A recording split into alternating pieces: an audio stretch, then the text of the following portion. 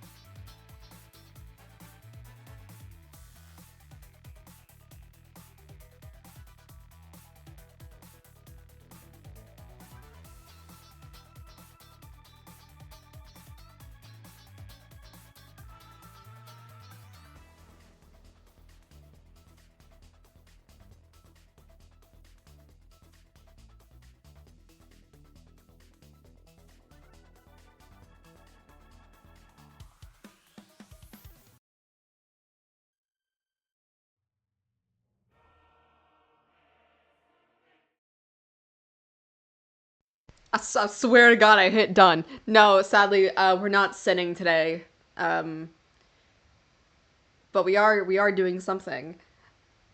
Um, how many of you know that I'm a huge actual analog horror fan? And how many of you know I would not be able to do it due to college? So, I was like, I'm gonna play a game today.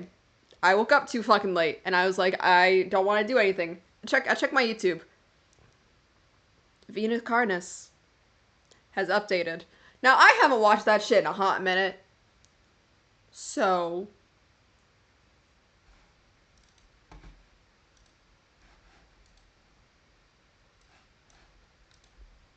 let's watch it. We're gonna watch the entire fucking series.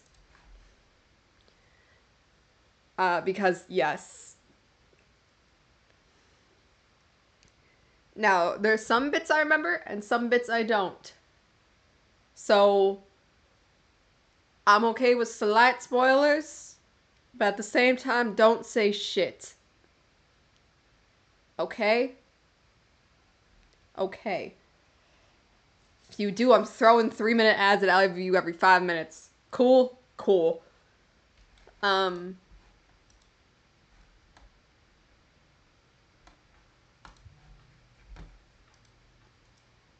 I was about to say, is Wayward in chat? No. Respectfully, I love Wayward. I love my girl. Ears open. Perfect. Perfect, perfect, perfect.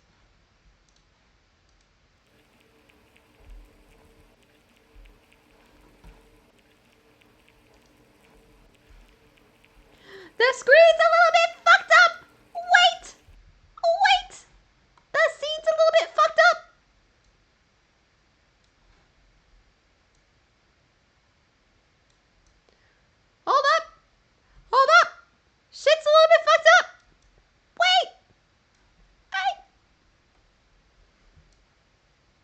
There we go. The panic. Okay.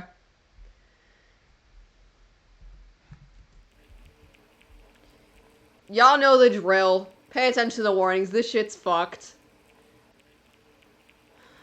Can I even show this on Twitch? Fuck it. Federal law provides service civil and criminal penalties, so unauthorized viewing of the footage. Okay. Probably not. On planet Earth, life has thrived for millions of years. Creatures big and small have found ways to adapt and evolve to flourish in all types of environments. If Quite can do it, so can I. From barren wastes to lush forests, life can be found. Earth has homed these creatures since the dawn of life itself. Huh. Only until very recently, things have changed. Listen, if people can watch Greylock on this shit, I can watch this show. Completely changing the balance of nature and what we know about evolution itself. That is why we, at National Living Meat Research, have been studying these new species, trying to help educate everyone about these creatures and their wondrous ways of life. First, what are these new life forms? Since their explosive arrival across the globe in 1931, there has been much debate on what these newcomers are, and where they came from. Are they extraterrestrials coming to invade Earth? Or are they demons who come from hell to purge humanity? From what our scientists have discovered, no. The origins of these creatures are solely to Earth, miraculously out of nowhere. We don't know why or how, but one thing is for certain, Earth is now their home. What these creatures are is mysterious and still not well known today. But here is what we do know. These creatures are comprised mainly of muscle tissue, organs, and bones. They greatly resemble animals with no skin, or store-bought meat. Because of these characteristics, they have been named accordingly as Vita carnis. I just realized what this is. Species consume decaying, organic matter, but their main diet is composed of I said we were. I love this shit. Their carnis relatives. I love analog horror. I just haven't been able to watch a lot of it. Like, I know the Mandela catalog has been updated. Greylock is a new one that I might force y'all to watch, depending how long this stream goes. It's been a minute. It's been a minute. What other? The WAN files, I think, were updated, like, not too long ago, but also pretty long ago. Or fungi. A primary stem structure is That's cool as fuck. Divisions of other, smaller branches. And each tendril contains a variety of veins, arteries, and other similar. I know Local 58 was updated. I watched that. It's absorbed from its surroundings. The ends of these tendrils are equipped with organelles used to absorb water. What other ones? Matter necessary for growth. I'll make a list. The source of these organic materials is mainly found in dirt and soil on surrounding surfaces. Using its root-like tendrils, it absorbs the material and processes it into usable energy. Although, the crawl also obtains energy through another means.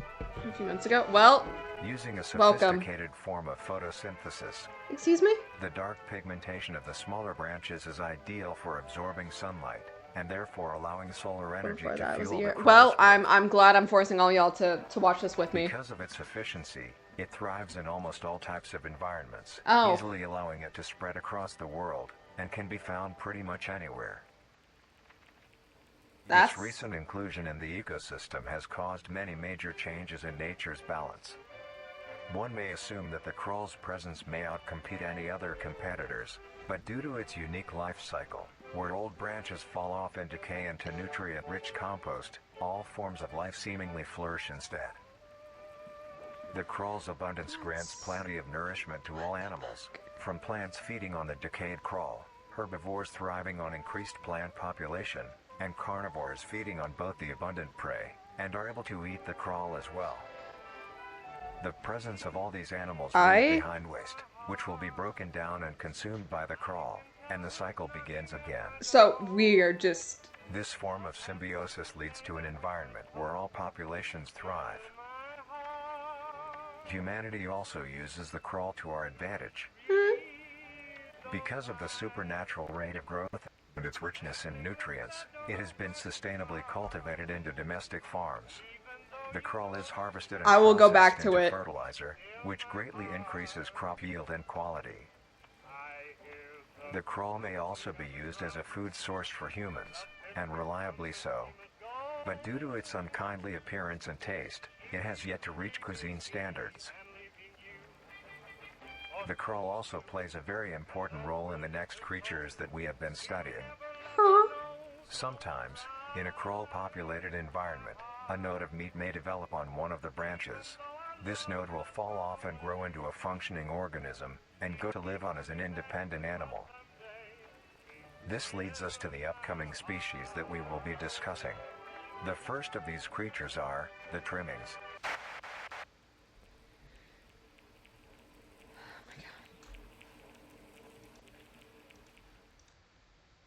Wait, no. Go get your ass back here. Get your bitch ass back here. The supernatural rate of growth. You son of a bitch.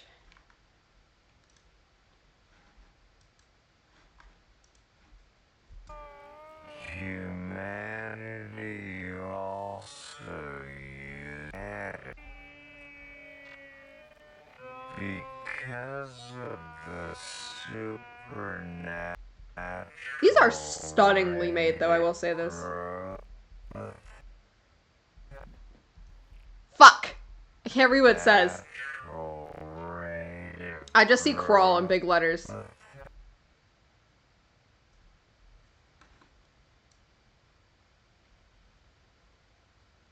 Aha, you bitch.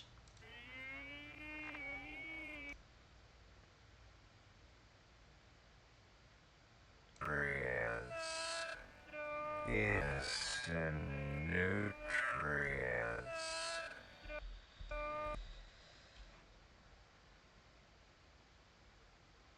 And then there's something else over here. This I feel like it's probably just an article of like the crawl basically them realizing we fucked up. That we will be discussing.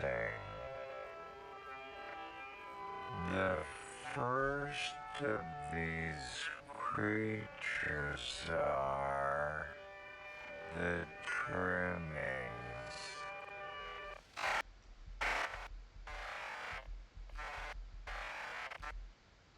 Damn it, they're so hard to see even at 2 times speed. Or can I make this even slower?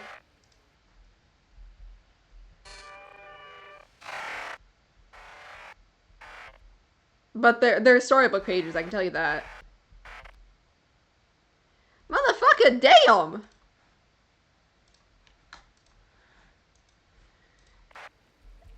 Damn. Well, I guarantee one of you motherfuckers already has like the entire books or the pages fucking spread out, don't you? Gore, violence, death, and flashing lights. So the normal. The trimmings. Trimmings are small animals that resemble skinned raccoons. They are commonly known to have a plump body, round head, small eyes, nose and ear holes, and an agape mouth. They are also equipped with a diversity of limbs. Huh? All individual trimmings are unique, each with a different body shape, number of limbs, and other characteristics. That's so fun. I hate it. One thing they all share in common is that they are made mostly of meat tissue and are a maximum of 20 centimeters in length, no larger than a basketball. Its life starts with its separation from the crawl. It will wonder to find anything that is edible and able to consume. Although it is an omnivore, being able to hunt meat and forage for plant matter, trimmings are almost entirely scavengers.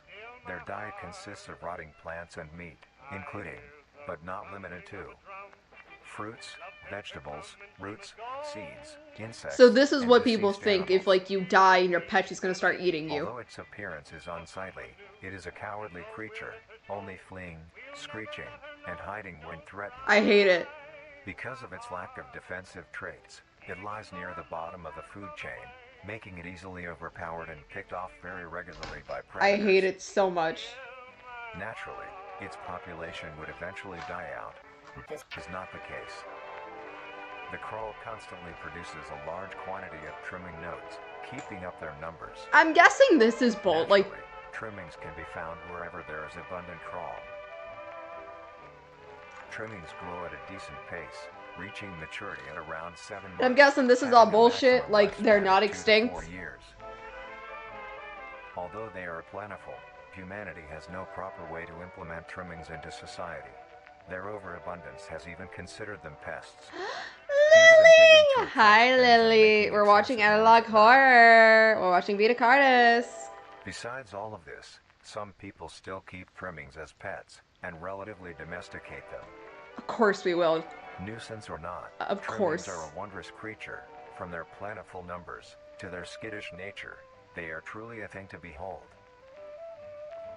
The next species on our list is the meat snake. Huh? The fucking what now?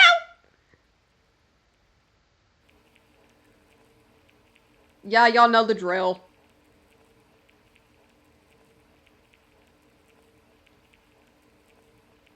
Ah, thank you. Yeah, because we heard the news. The meat snake is a worm-like creature, made of a variety of types of meat, coated in a transparent, skin-like membrane. Huh? Its size varies during its lifespan, depending on how much it consumes. When it first separates from the crawl, it is only a few centimeters in length. Eventually, it will reach an average length of 5 meters. Holy shit. Under extreme conditions, like natural disasters, war, or plague, it can greatly surpass this length. What the fuck do you mean? The meat snake's diet consists entirely of dead animals or parts. A meat snake is incapable of consuming a healthy, living organism. The meat snake allocates its food by using a tongue-like organ covered in sensors to touch and feel its environment. The sensors catch particles of decaying meat, notifying the meat snake that there is food nearby. This process shares many similarities to regular snakes, hence the meat snake's name. Once it locates the corpse, the meat snake will open its jaw and swallow the entire body whole. Once the entire body is consumed, the meat snake's stomach will release a variety of chemicals. Some will break down soft tissue like skin and the connection points between muscles. Others chemicals will then ferment and preserve the tissue to keep it from breaking down for as long as possible. After that, the remaining flesh and bones will move along the meat snake's tract and slowly be implemented into its own structure, extending the meat snake. Unsatisfactory parts like skulls, pelvises, hair, and fingernails will be excreted. Speaking of skulls, the meat snake will take the skull from the consumed organism and use it as its own. Each meat snake has its own skull, each corresponding to what that one has consumed. I'm sorry? During its lifespan, it does what? It will swap or replace these skulls if needed. A meat snake's lifespan depends entirely on how much a meat snake consumes. The longest one has lived for was 28 years. The meat snake has no predators and is immune to disease due to its preserving chemicals. The only significant ways a meat snake can die is through starvation, burning, or complete destruction of the meat snake's membrane coating. It's time to start burning some bit. The meat snake is the only member of the Carnies family that is able to reproduce. When a meat snake reaches an excessive size, and is in the conditions to do so, it will commence mitosis, splitting itself in two. Then the now two meat snakes will go on their separate ways and live on as two distinct organisms. Meat snakes can only be found in moderate temperature climates, not too hot, not too cold. Oh fuck, of course Australia. The population depends entirely on the amount of corpses available. Where there is death, there are meat snakes. Humanity will use them to our advantage. Meat snakes are a very efficient and clean way of disposing of any meat products. The preserving fluid within the meat snake's body disinfects the carrion, preventing the spread of disease. Humans use meat snakes in butcher shops as a waste bin, dispose roadkill, within war on the battlefield to dispose of festering bodies and parts, and within zoos to dispose of deceased animals. They are extremely tame, not caring if any creature is around them, hey friend, acting defensively when it is within consuming a meal. This means they are very easy to tame. Overall, Meat snakes are a marvelous creature with a very interesting way of sustaining itself. It is an amazing experience to encounter one, as long as you don't mind the smell. Our next creature is the mimic. Oh, fuck. Fuck my life, of course there's...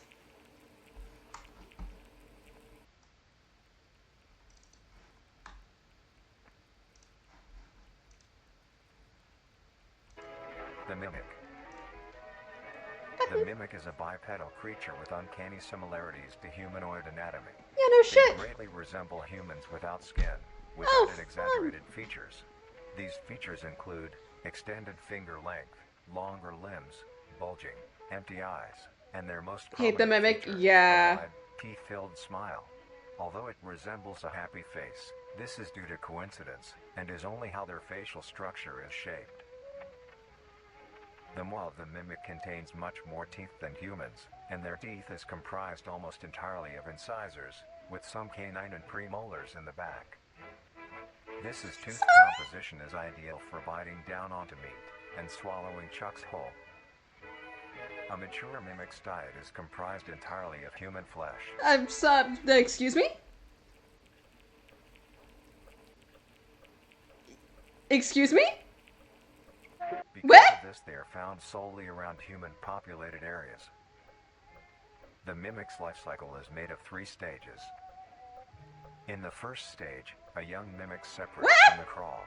They closely resemble their trimming relatives, but are thin, sleek, and Oh only have 4 appendages. my god. In this stage, the young mimic will hunt small animals, moving on to larger and larger as they grow. Once large enough, it will begin metamorphosis into the next stage of life. Once fully transformed, it will resemble the description mentioned in the beginning. Its hunting style changes and becomes much more complicated. It now stalks and feeds only on humans. It will locate human-populated area and begin its search for an easy target. To blend in, it may use objects to conceal itself. These include clothing, mannequins, and furniture. Once a target has been found, the mimic will observe its prey and learn its routine and when I'm it's most sorry. vulnerable. This is typically when the human is asleep at night. Once the prey is within position, the mimic will advance silently until it is close enough. The mimic will then execute and immediately begin consumption. Once the mimic has had its fill, it will leave the scene, a fair distance away from the human population, and begin to digest its meal. Although, in the case that a human is awake, a mimic will use a variety of sounds to either lure or startle prey into cornering themselves. Fuck off. Once a human Fuck is in off. place, it will swiftly attack and kill the helpless target.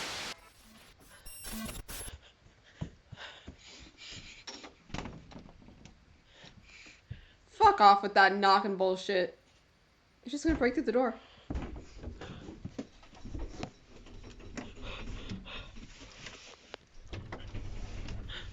Bestie, you're fucked.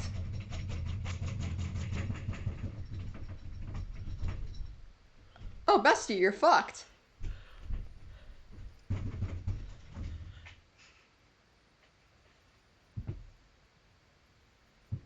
Hey, yo, I guarantee you jump scare incoming.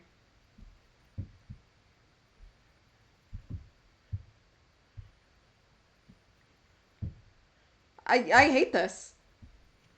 Turn off the flashlight.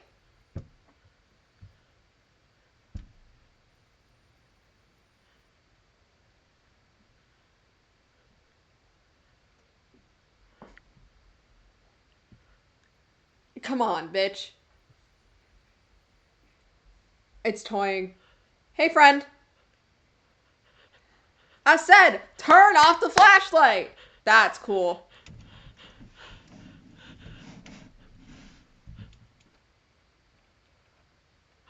Hey, Fred.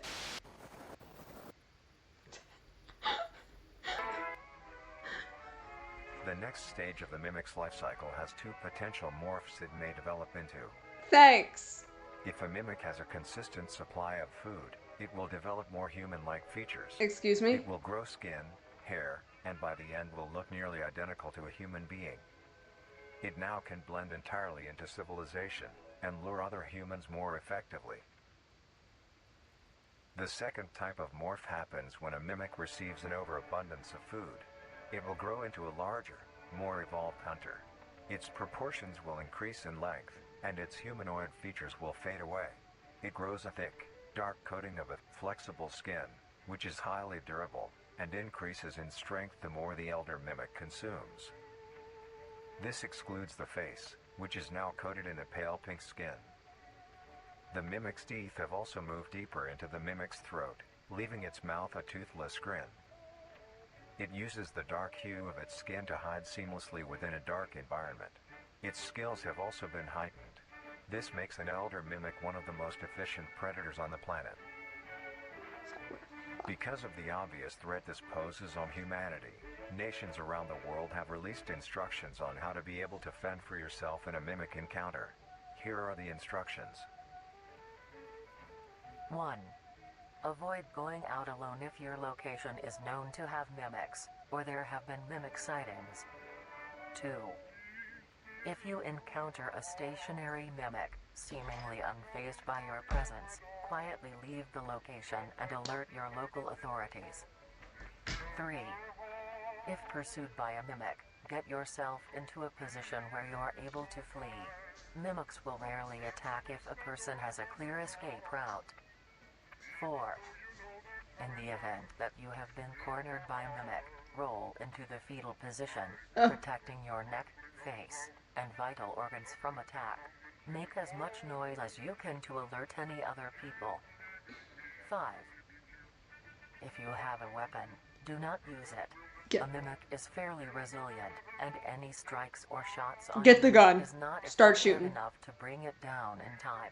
Instead, use it as a barrier between you and the mimic to block any attacks. 6. In a situation where a mimic is hunting in the immediate area and is not aware of your position, hide somewhere low, like under a bed or behind other furniture. A mimic will not linger too long to search for prey and will move on. Be safe I and avoid any encounters with a mimic at highly all fucking costs. doubt that. Next up, the Harvester.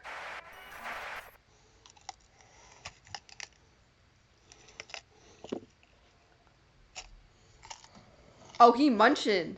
Oh, he got good.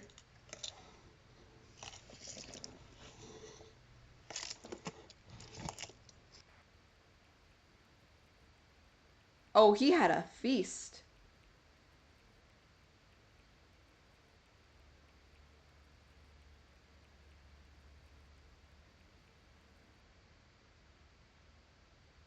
Hold on.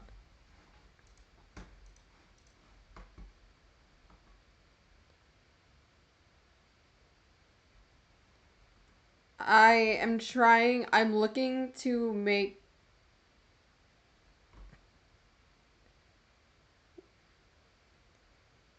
this doesn't look like it happened.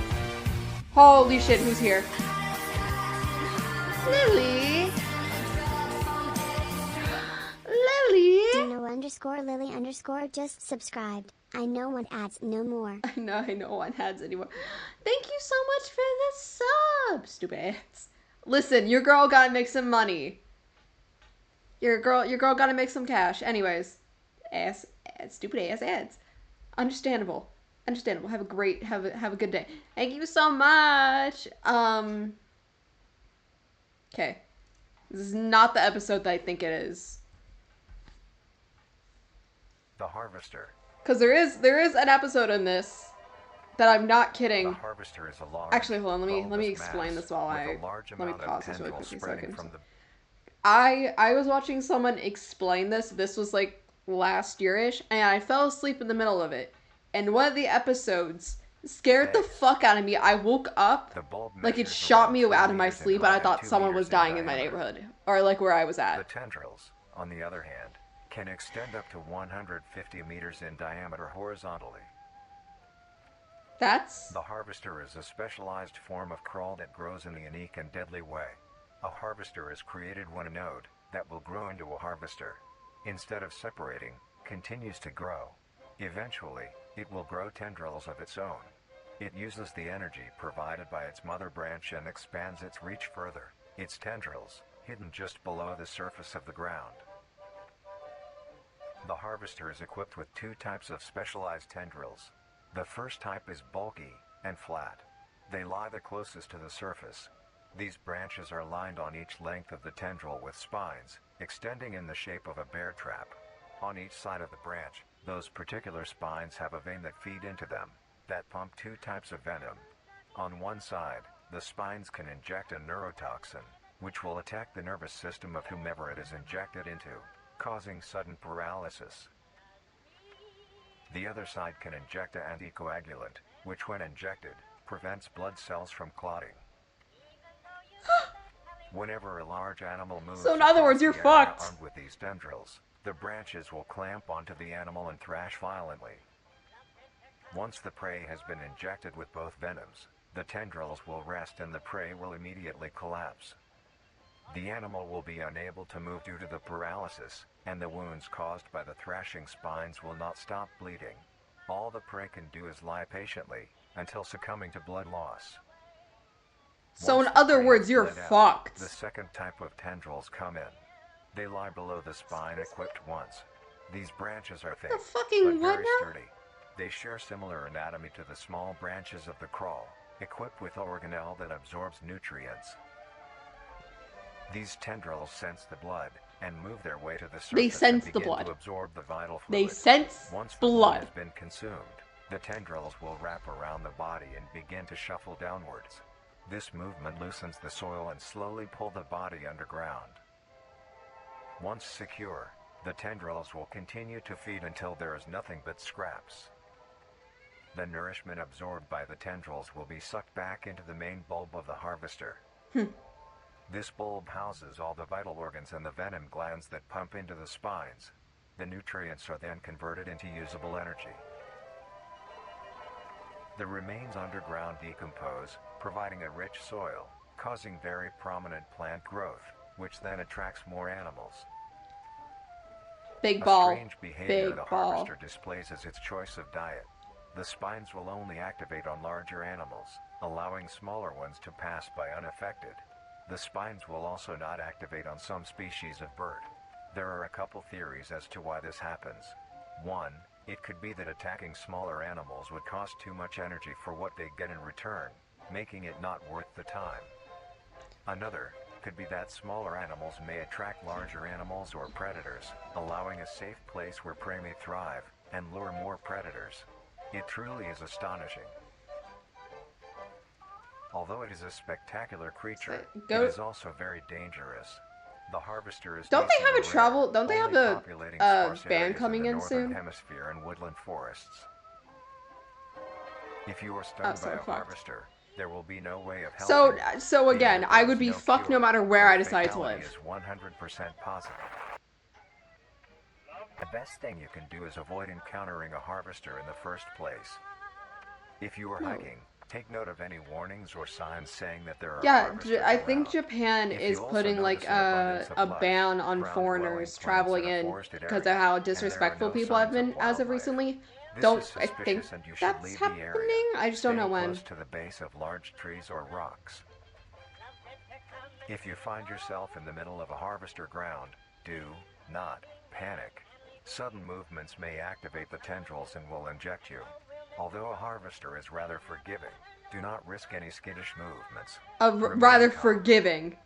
If you Sure, have any objects sure. with considerable heft, like coats, backpacks, or full water bottles, gently take that object and lightly toss it towards the bulb, and away from your escape route.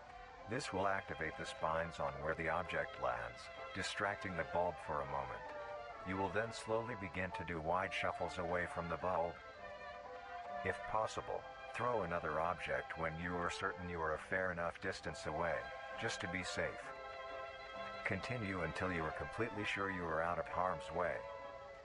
You may come out unscathed, but don't be too obnoxious, or you will be a harvester's next meal. Next up is the host. Ah, I see. I'm sorry, the fucking what now? I'm sorry, the fucking what now? Documentary 6, Host of Influence. What the fuck? The host of influence. What the fuck? The host of influence, more commonly referred to as the host, has its name derived from a host who invites guests to an event. Not to be confused with a host, a harborer of parasites or disease. Smash. The host is a semi-human. Lily, this is not a hear me out. It has the structure of a head, torso. Lily, this is not a hear me out. This is a you need to go to it therapy. Shares no other characteristics. The lower half of the host is comprised of a mass of fibrous tissue and tendrils that burrow into the ground to hold the host in place.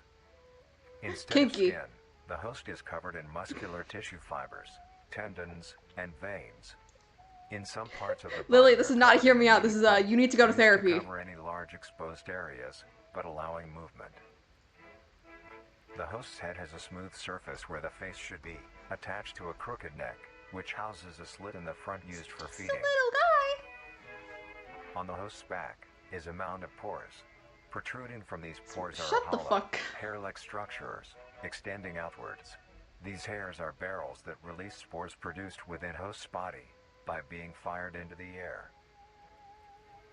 These spores are hazardous, so keep clear of them at all costs.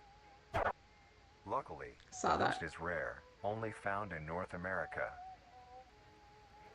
Obtaining info about the host is a Oh, very so risky the U.S. and just got daunting task. fucked. This is because of their rarity and of how dangerous it is to be up close to one. The spores released by a host is very dangerous when inhaled. A host will release a cloud of spores into the air, which will be picked up by wind and carried great distances. If an organism inhales the spores, the particles will find their way into the organism's brain and infect them. An infected organism will show no symptoms of infection right away, but a couple hours after infection the infected organism's behavior and thought process will change. The first symptoms that appear are restlessness, sluggish movement, numbness of joints, and lack of coordination. Then So- more serious symptoms appear over time. These include dizziness, migraines, impaired speech, and trembles. If you, or someone you know show these symptoms, contact poison control or emergency services. After a total of 6 to 7 hours after infection, the organism will cease all activities they were previously doing and begin to walk. The direction the infected will walk is towards the host whose spores have been inhaled by the infected individual. If the infected makes their way to the host, they will kneel down in front of it, expose their vital organs, and the host will promptly gut and remove those organs. The host will consume them and discard the leftover scraps. However, if an infected organism doesn't reach the host within a 36-hour span or is treated for their infection, the effects will wear off and return back to normal. Is he an If artist? the host is unable to find prey or doesn't like its current location, it will unroot itself and move to a new location. Just Their scarce numbers and the hazard of being around one makes getting info about the host very daunting. All you need to currently know is that the host is extremely dangerous and should be avoided at all costs. give me a good reason not to ever leave my Next. house. The monoliths. The fucking what? The fucking what? I also see these pictures. They're just hard to look at. Darian, what the fuck did you make? Respectfully.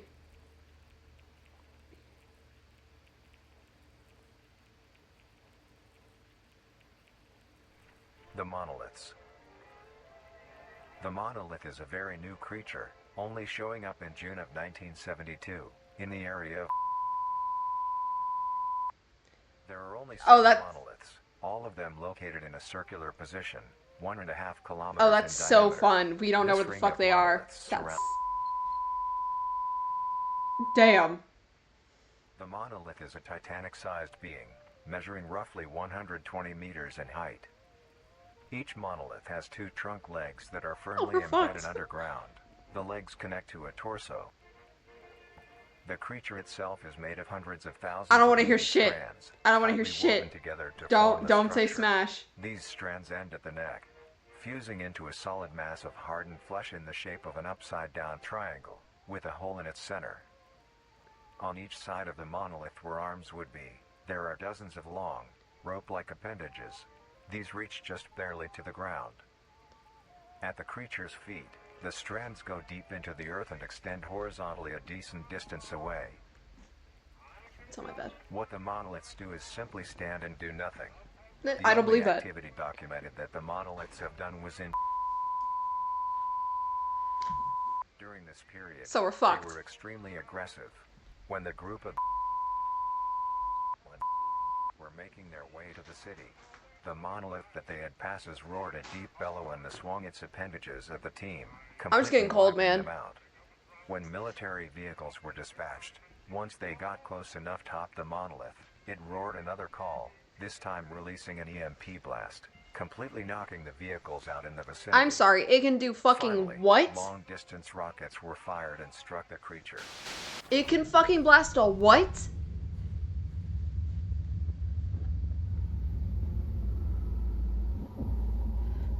Oh my god.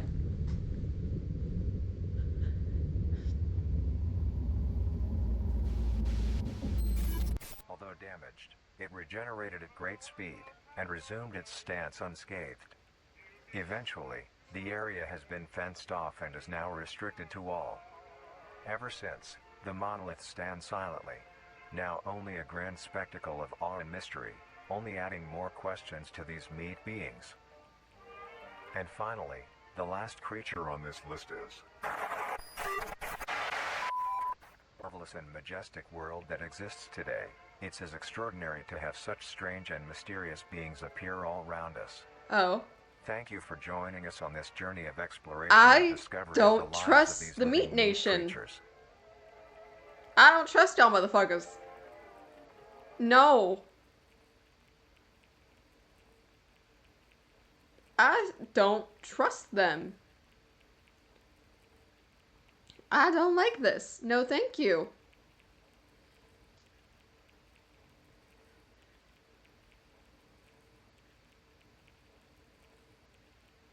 Federal law provides civil and civil penalties found out they're doing a footage released after. Yes. No, it did not have a stroke. Life has thrived for millions of years. Creatures big and small. Hello, have found motherfucker. ways to Welcome adapt back to and telling evolve me to about flourish this. in all types of environments. From barren wastes to lush forests, life can be found. Earth has homed these creatures since the dawn of life itself. Only until very recently, things have changed. New life forms have appeared all around the globe and completely changing the balance of nature and what we know about evolution itself. That is why we, at National Living Meat Research, have been studying these new species, trying to help educate everyone about these creatures and their wondrous ways of... Okay, cool. We can skip that. Greatest discovery of the age. Because that... It just put all of the videos into one thing. Okay, we can skip that. Have any information of the whereabouts of the whereabouts Shit. have any Impromptu travel product of sense of... Wanted by the CSIS. Vincent Barrett, date of birth, August. Like in 1988. Canadian?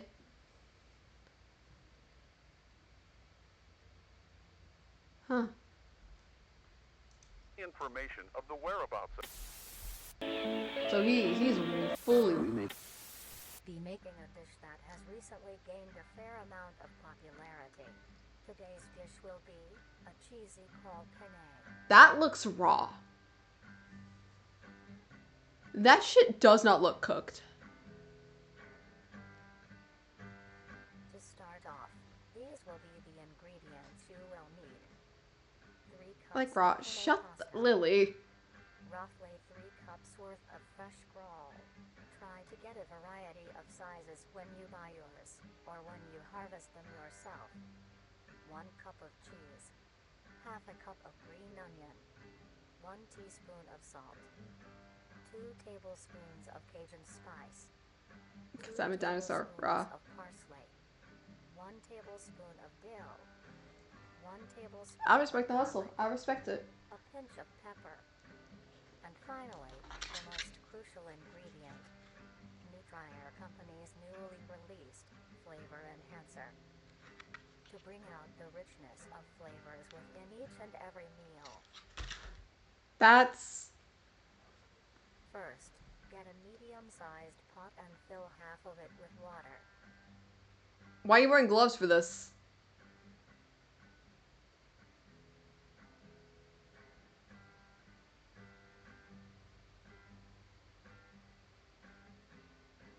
Add a pinch of salt, which is used to help Because the I'm a pasta major... to a boil faster and User help has been flavor the banned. pasta.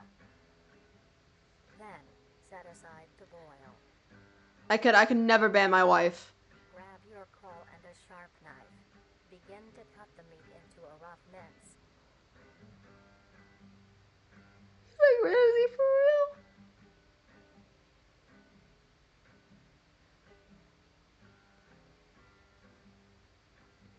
Now, do you keep the weird film on it? It's the crawl. It's like the very first thing they explain.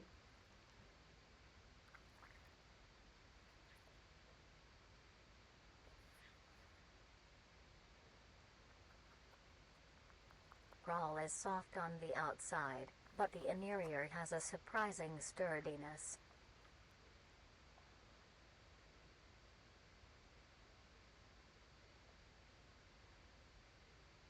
Then, gather the meat and set aside.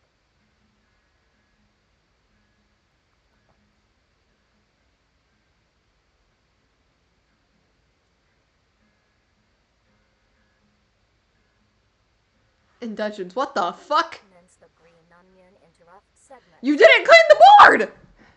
Clean the board, you slut! Hey, yo, you cross-contaminating shit. Mince and set aside as well. Next, grab your skillet and preheat with along some oil.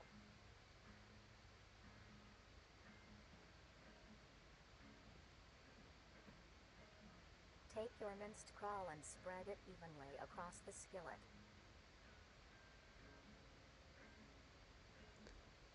Stir occasionally until crisp and brown.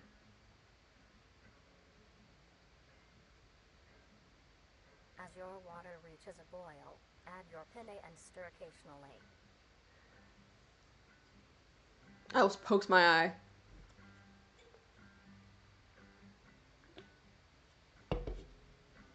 Cook until soft. At this time, your crawl will be brown and crisp. Add your minced green onion and then the spices.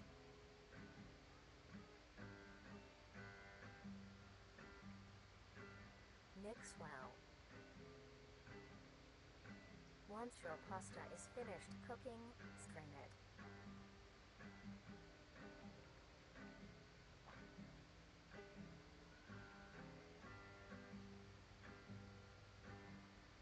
Lay your cooked penne evenly into your dish. My man has a respirator mask on. Then add the crawl topping. My man has a mask on.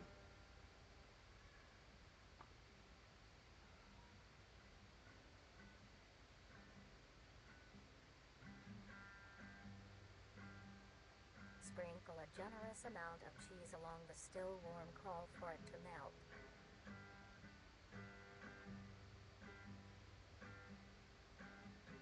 At this point, finish preparing the dish with your flavor enhancer, but allow your dish to cool to a temperature below 60 degrees Celsius, or else the enhancer will not work. That's weird. That's oddly Now, you may Pacific. serve and enjoy. Yes, a word I can't say. That's oddly...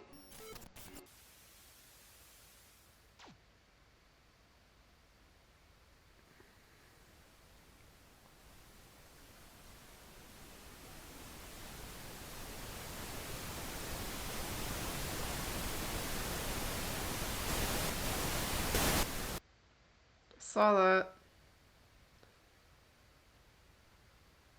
I saw that. Why? Why the fuck did he have a respirator mask on when he was cooking?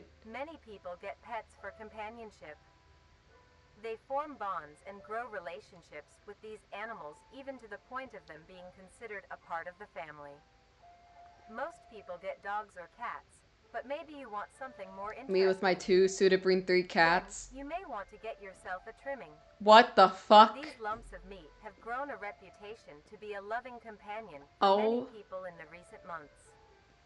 Although, most people may not know the proper ways to care for them. Today, we will be showing you how you can care for your pet trimming. Taking care of a trimming is fairly easy, but this is no reason to slack off.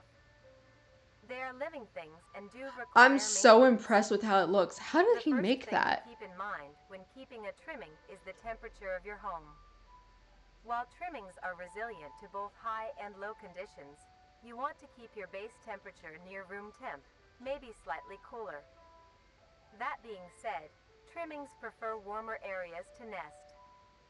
A simple setup you may use is a box with some blankets on the inside. Make sure there is enough for your trimming to cover itself. And now, I you hate have this a comfy bed for your buddy. so much. Next, you want to give your trimming the best diet possible.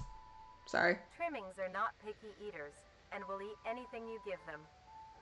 To keep your trimming Angelica. healthy and Ooh, strong, Midwest a diet Angelica. of dry cat Blah, or blah, blah, dog blah, food blah, that blah. is high in protein, provided 2 times a day, is best. As a treat, you may give your trimming any scraps of your food. Things like apple cores, banana peels, or eggshells are a perfect snack. A thing to remember is trimmings Nah, if I are need someone to get my nocturnal eggshells and too, I make give them a plenty of soul. noise.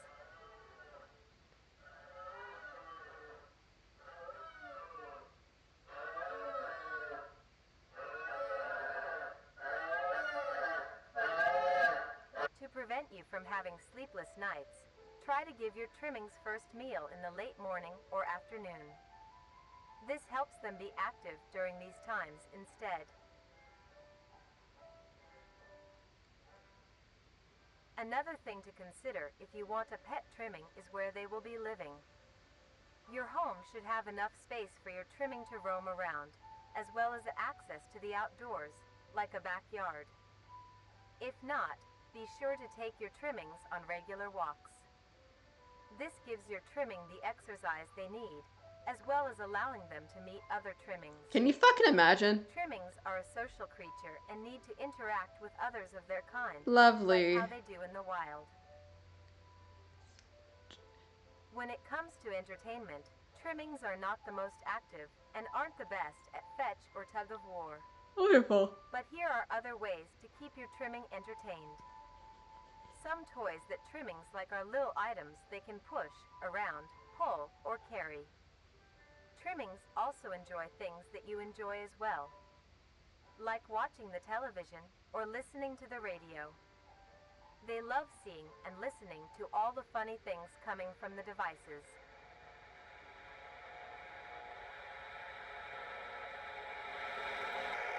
After a long day, your trimming might be dirty and need a wash.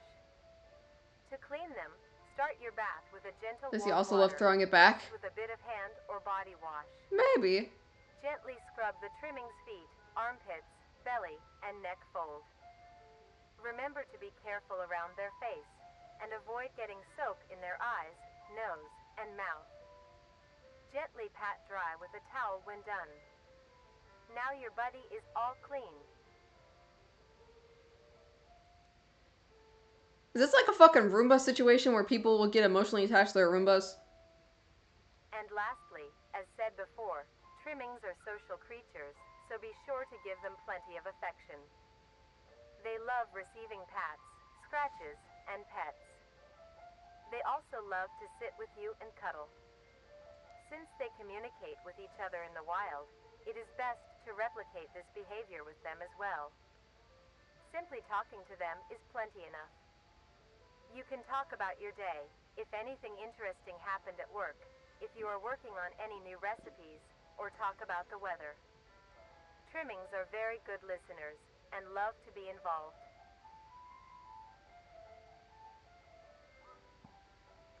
With all of these in mind, you are now well equipped to have a trimming become a part of the family. Do things right, and you will have a companion for a long while. Excuse me? It can last it lives for 8 to 12 years, but I also feel like that's probably a lie.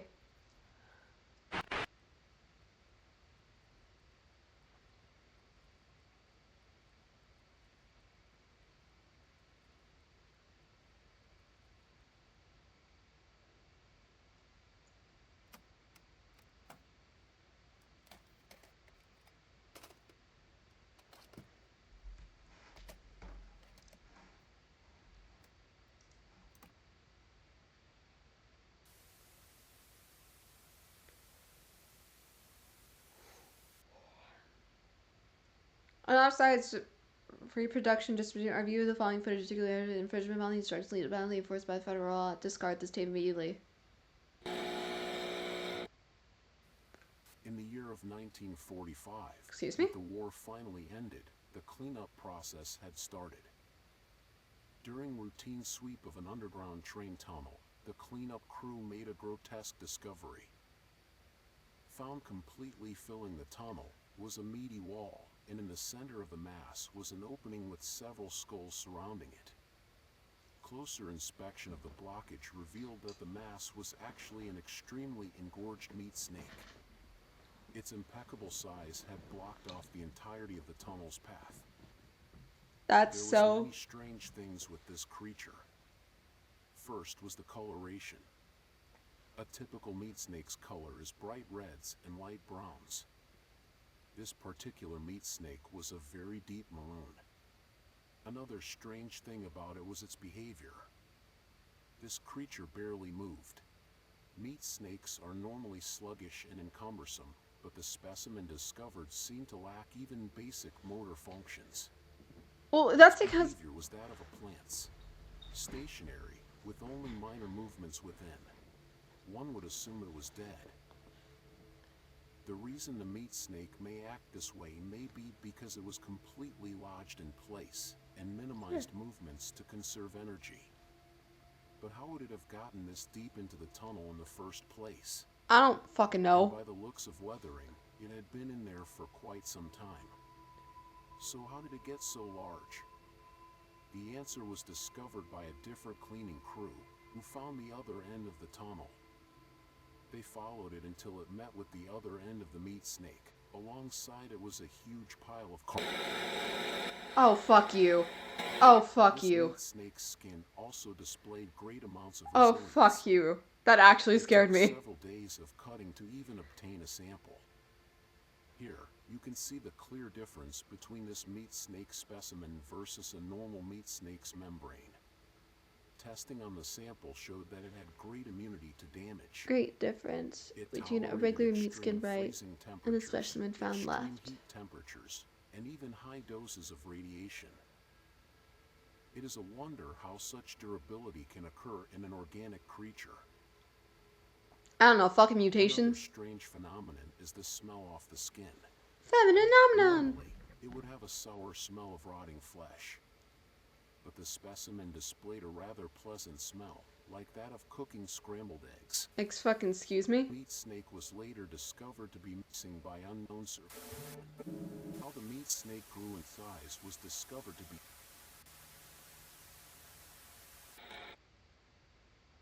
Hey.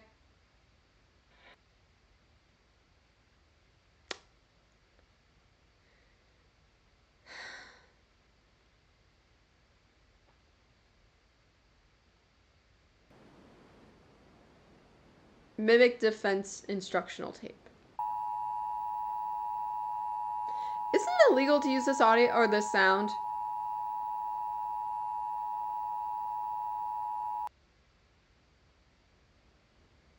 As of the time of this video's release, we have been facing a concerning increase of missing persons and fatalities on a global scale. That's so The fun. reason for this is because we are under attack. We have discovered that there has been a significant growth of mimic populations, which is threatening public safety. National leaders have released this instructional recording to teach you on how to defend yourself. Here is what you need to know about the threat. Mimics are humanoid, intelligent predators that are highly adaptive and feed solely on human prey. Mimics gain information on people by watching their daily lives and pick to hunt people when they are most vulnerable. The most common times a mimic will attack is when you are asleep, out walking alone, or in a cornered position.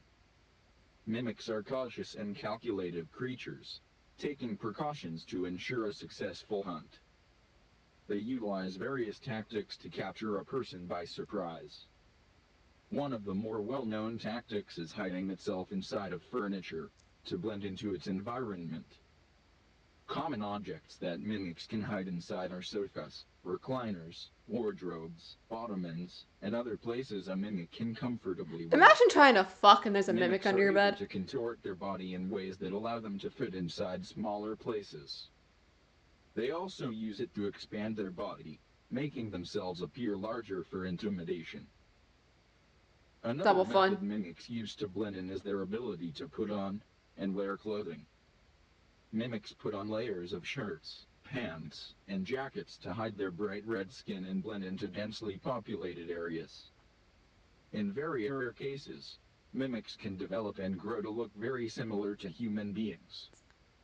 Pairing this with clothing, it can be very hard to tell the difference between a mimic and a person right away.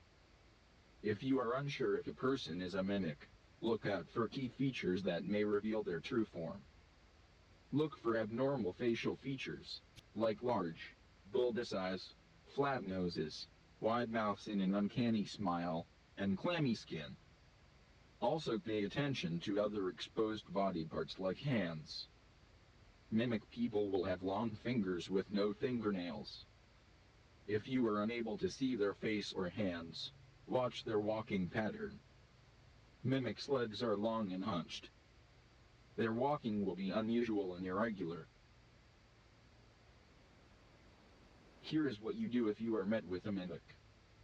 If it stands before you, do not panic. Stand your ground and try to appear larger. Wave your hands and make plenty of noise. Maintain eye contact. A mimic will hesitate to attack a potential threat. If you are armed with a weapon, aim for the head or legs. These are the best areas to hit to immobilize the threat. Fight back and don't let it get a hold on you. If you find a mimic that hasn't discovered you yet, stay out of sight. Call the authorities and alert them of your location. Stay where you are to avoid startling the mimic. If the mimic gives chase, run. Try to get somewhere out of sight and hide. Do not leave the area. Officials will need to locate you to help. Stay low and stay quiet.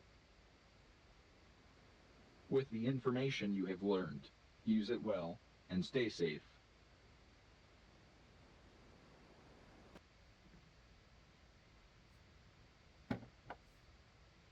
Hated that.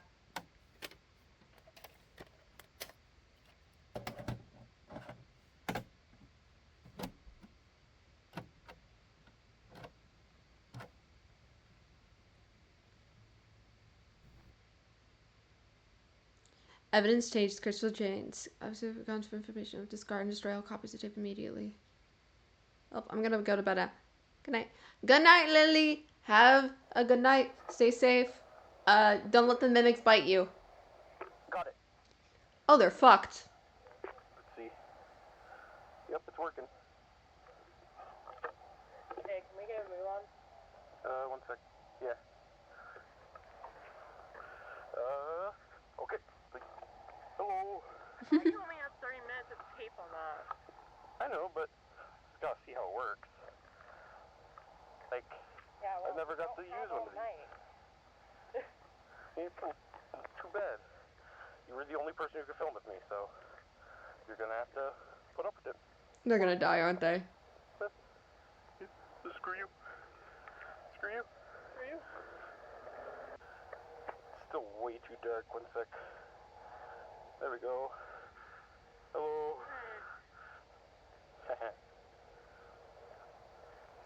Why did it get so red? Yeah. Oh, there we go. You got some light now. But look at that over there. You can't see anything unless I like point directly over there. Like, nope, can't see nothing. Are you sure we should be out this late? Fine. I'll cook you stuff when we get home. Don't worry. I'm hungry.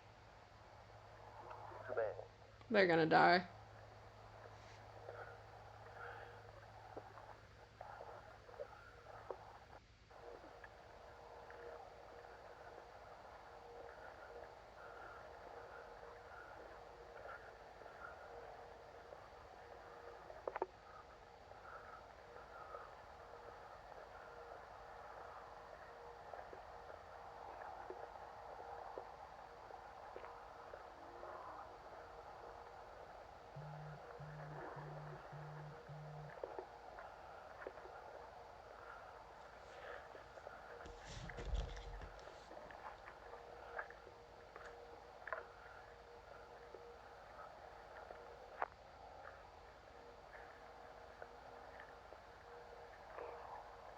Wait.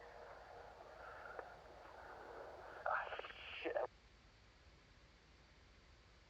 Right, but it still turns off and on randomly for some reason. Like, it's the best thing I could get my hands on, though. Turning on and off, but it's the only thing that they would give me. It works, so I just gotta watch. This is gnarly. It's not my fault this guy lives in a fucking dump. We're almost there, we just gotta get through the woods. Don't go in the woods. That's not a good thing to do. Hopefully I show up on camera, so. Don't go in the Hopefully woods. there are lights up there. Like, people still live there, right? Can't be that bad. Pretty dark to me. But it was just one guy. I don't know why. Like, why would they get rid of everything?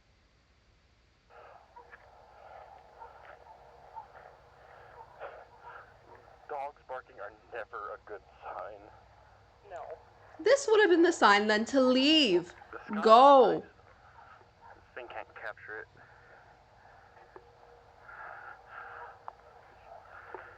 You can barely capture the ground in front of me.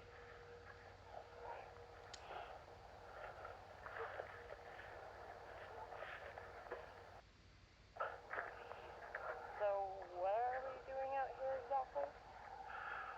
Well, supposedly they found some guy. Like, it was like a grody scene. Like, it was disgusting.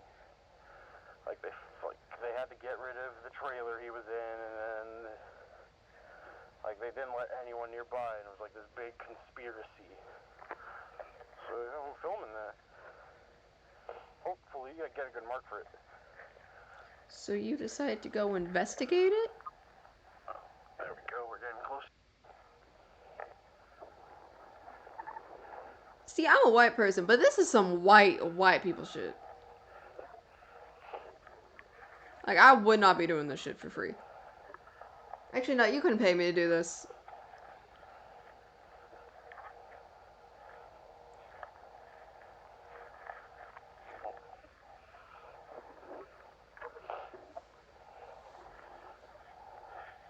Oh, bush. Careful.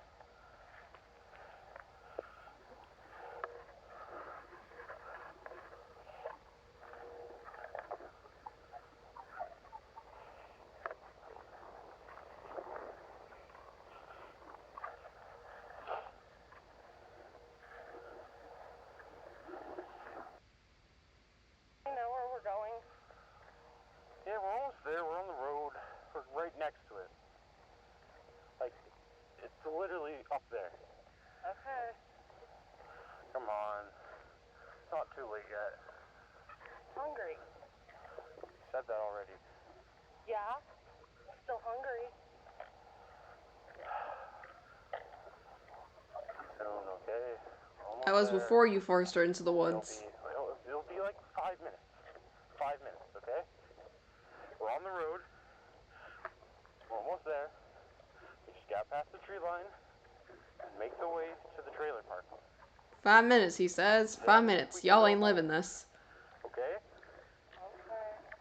I don't want to be out here either. It's a weird place. See, we're right here. You go ahead. You can't see a thing. She's gonna die. Where am I even going? Just up here. There should be a path. Right there. Yeah, right here. Okay. See, I found the path. We're all good.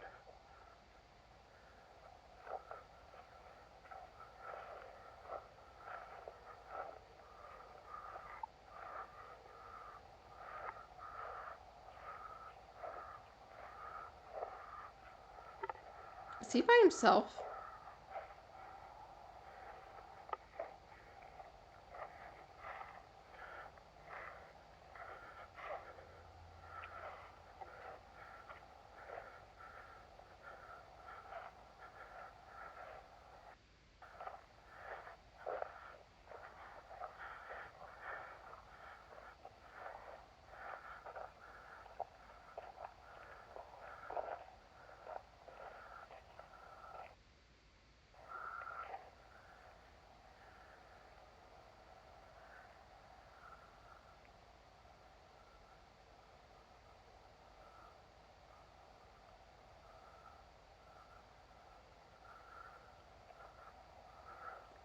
You're gonna die.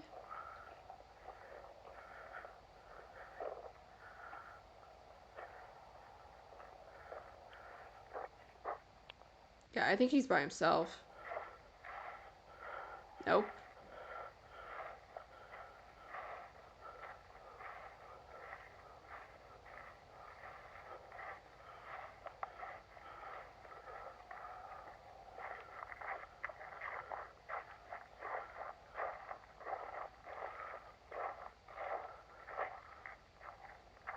This way. I think this way. You think? Yo, look at this. I didn't see this on my way over here last time.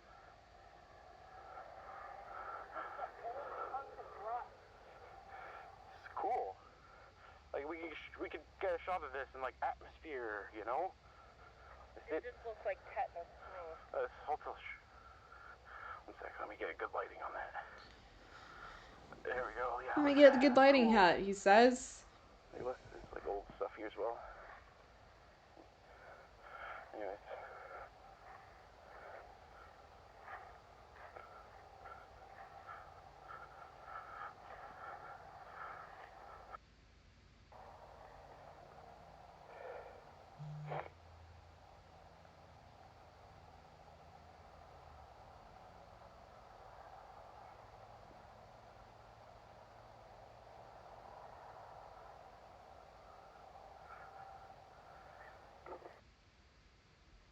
We're on the flat part now. Yeah, we're close. Trailer should be right up ahead.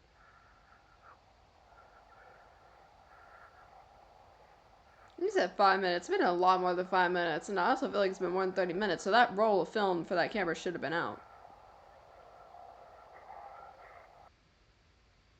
This is where everyone was. There's no one here now, though. Not a single building in sight. Except, like, way over there. But there's no one here. It's the strangest thing.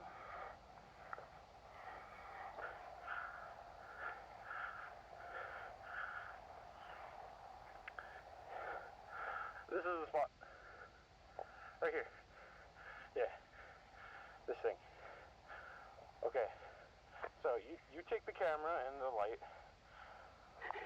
Point it at me, but don't point it at my eyes, please. Let's make sure.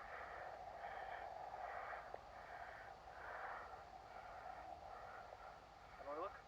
Like a bark bag.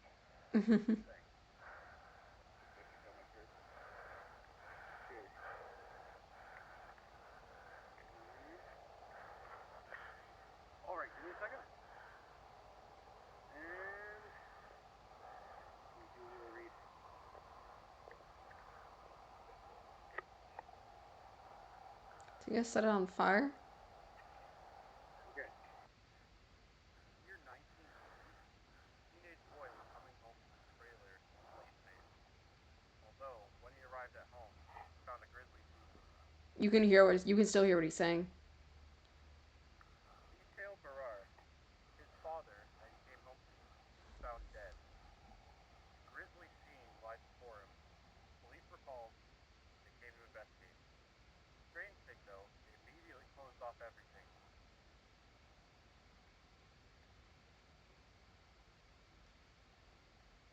No one was allowed near, but only a few witnesses saw what truly happened there. For some reason, the police were acting very weird, trying to keep everyone away and telling little information. And when the information was released to the public, they say it was a suicide. Although, the trailer and most people living nearby moved away pretty much immediately.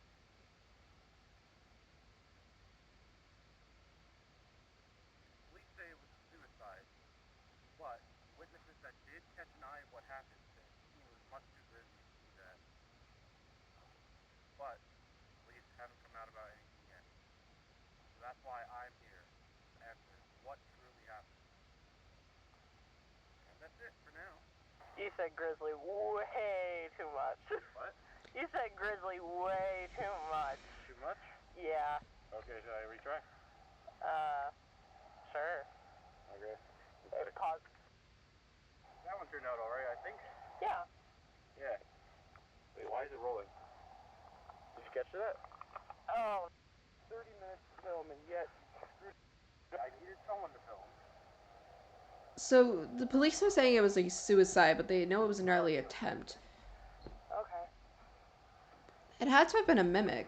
Pretty scary out here. So, I understand. Yeah, because, like, back there was the perfect time for a serial killer to just jump out and grab us, you know? Cut it out. Scary enough as is. Chris? Chris? Chris? Where are you? Chris! Did my dude just get fucking nabbed? This isn't funny! Chris! I just want to go home, come on! Fine, I guess I'm going home without you. I'm cold, tired, and hungry. If you want to stay out here and play games, you can.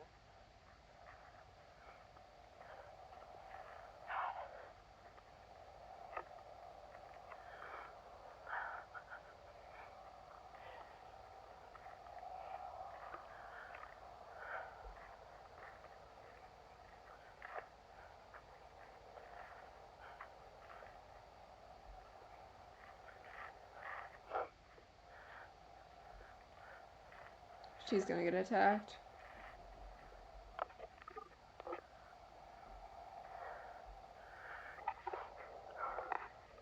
Now she's alone, she's a prime target for a mimic.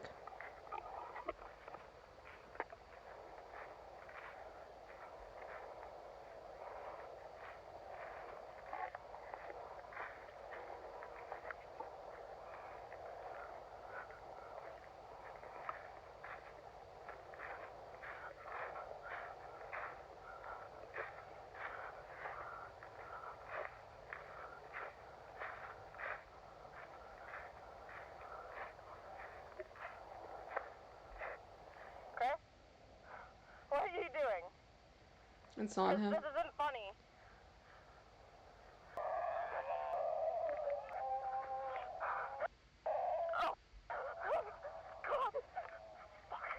Girl, don't even look behind you, start running. Girl, just be sprinting.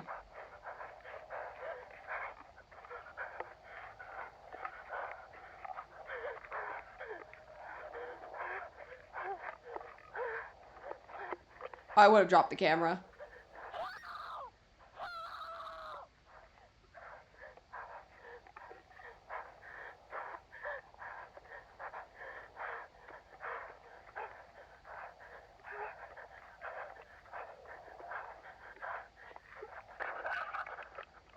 Did she fall?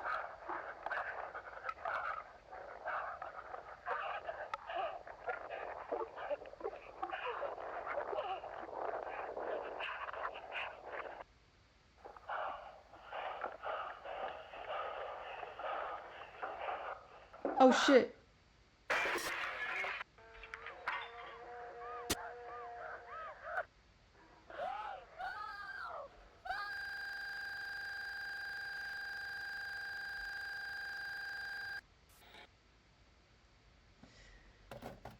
Oh my god.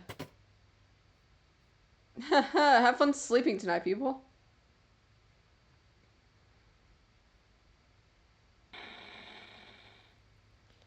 That was good. I'm not the biggest fan of how the Mimba looked at the very end. But, like, damn. Are these all just puppets? Say flashing lights, night sounds, and graphic content.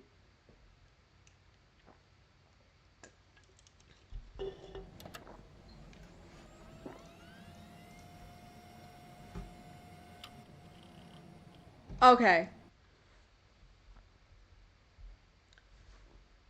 I've seen this episode. And this is a warning that needs to be said about this episode. This episode involves a child's death. So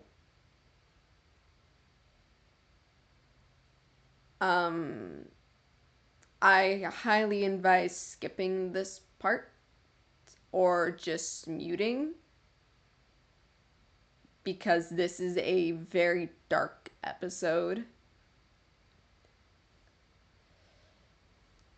And yeah, I will say there's nothing graphic. It is not shown. You just hear it.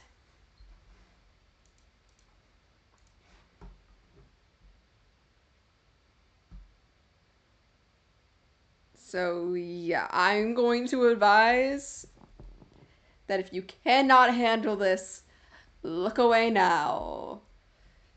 Cause this is a very dark episode. Okay, let's continue on. Yippee! Carnage Speeches Log number 14. Follow Discovery Harvester. Notable population density discovery between the dates of 1989, August 1st, and then whatever the fuck. Maps displayed the chart population harvesters located on a monthly basis.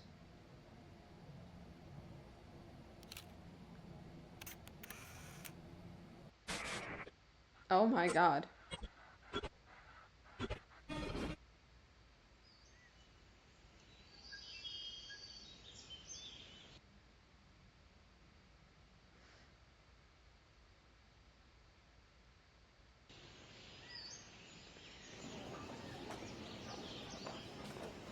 Oh god.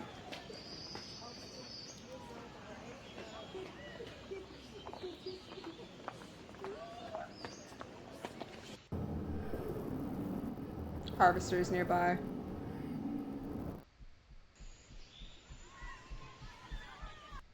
So one of the kids ran farther away. Still August. Oh, fuck no.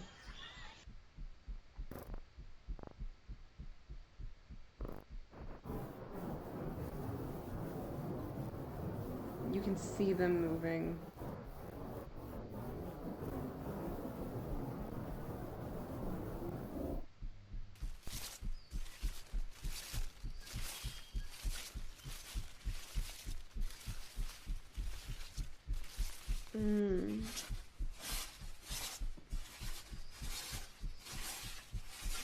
The kid's gonna get grabbed. He's gonna step on one of the tendrils, isn't he?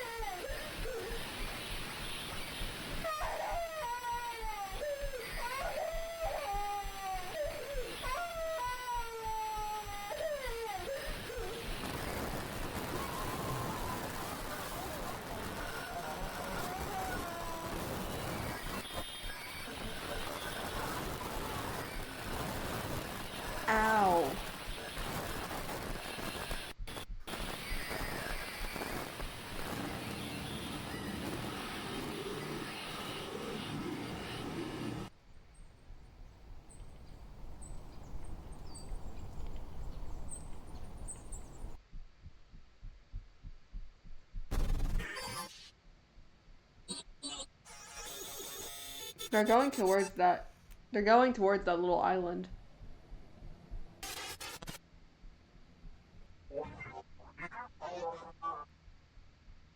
It's just me that looked like a skull. She finds her kid.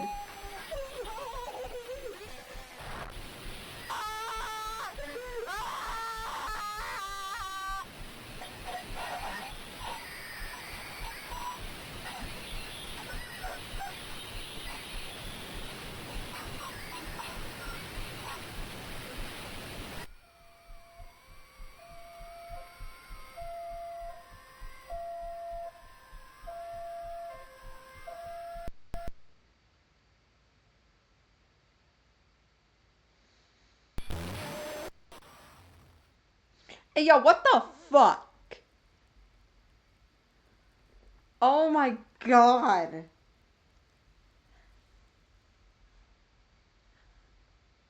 Flavor enhancer commercial, yippee!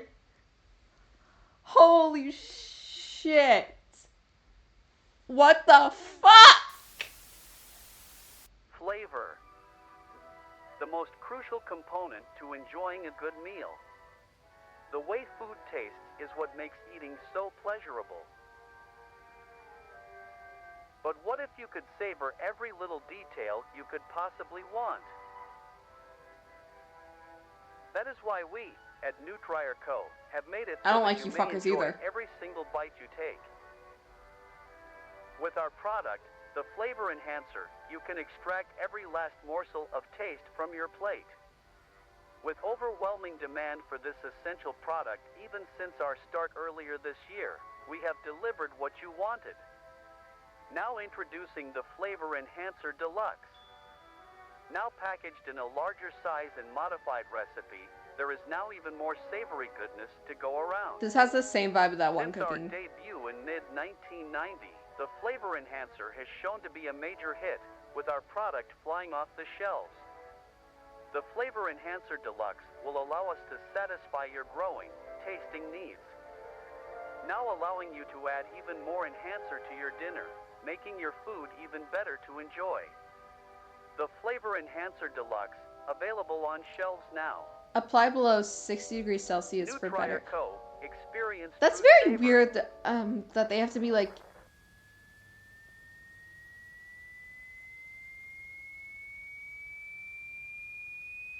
Oh, please don't. Ow.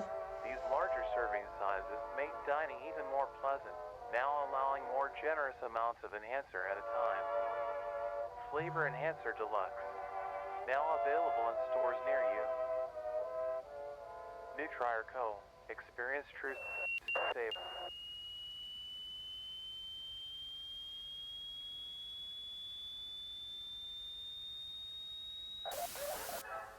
Make your taste buds pop with the new deluxe size.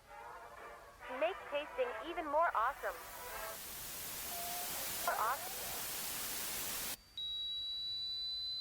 Spoil your kids with this essential part of every meal. Nutrier Savor. What the fuck? Flavor Enhancer Deluxe. That's just a bread. Required for all meals, no matter how small it seems, just a little more. It is crucial to everyday eating. I hate this so fucking much.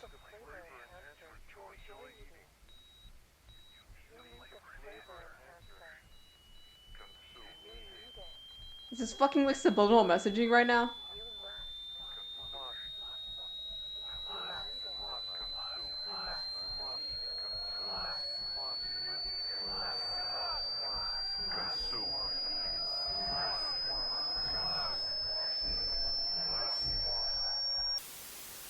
I fucking hate that. I hate that so fucking much.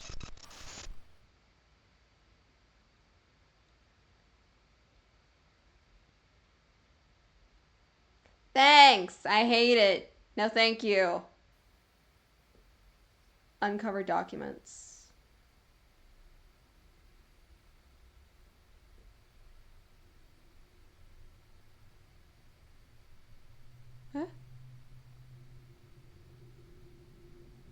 Newly branded product for nutrient instant hit with record sales.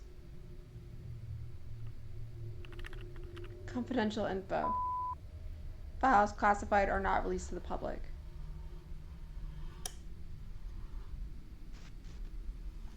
Hi.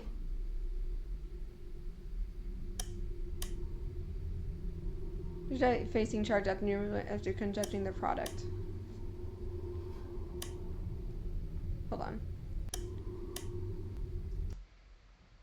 The flavor enhancer only statement made from the company as far as dismiss any issues that their products is safe to consume. They're fucking using the thing, aren't they?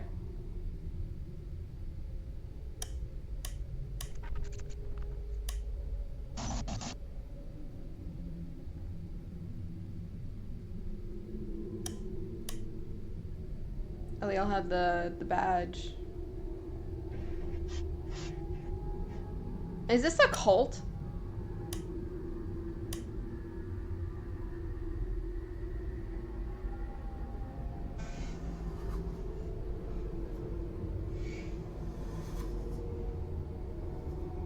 Is there something growing out of the fucking ant?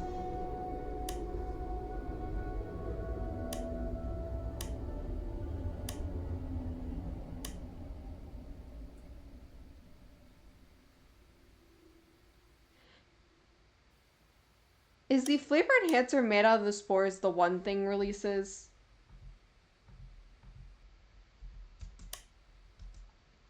Carcass conflicts with blank. The private company of Contain and Research Council Associated Society,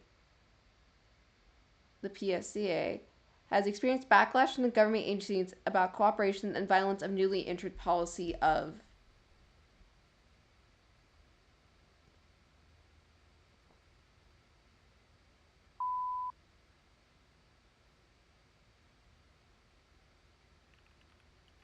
new log.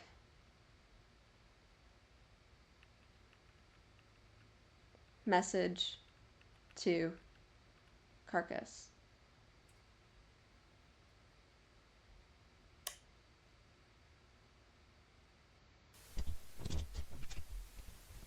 Ah, shit, here we go. December 30th, 1999. I almost said 1999. 1990.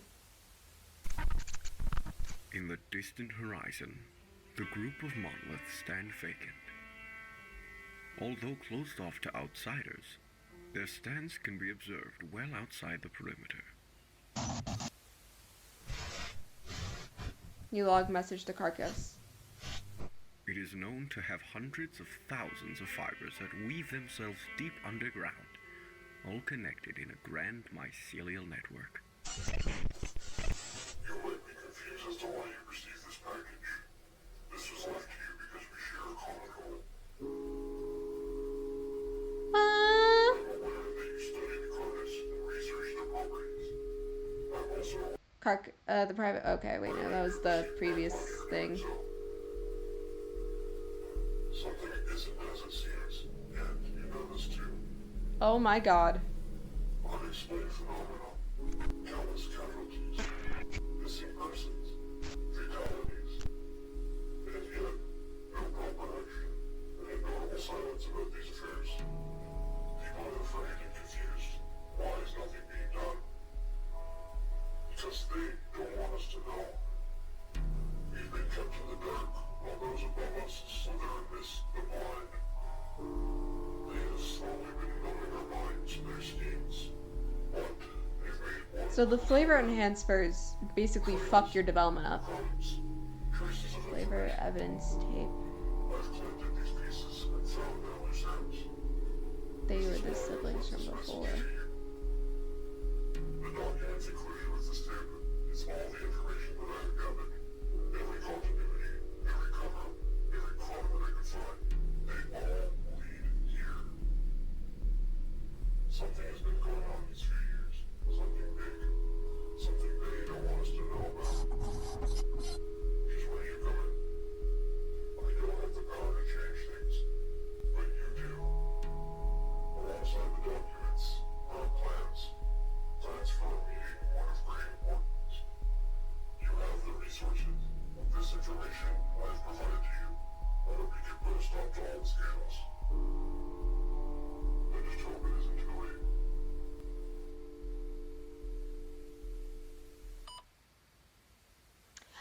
the fuck?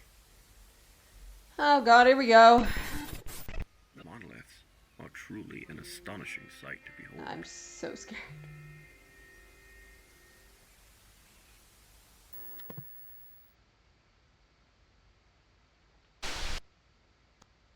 Are they moving towards where the Nautilus are, like, stationed near?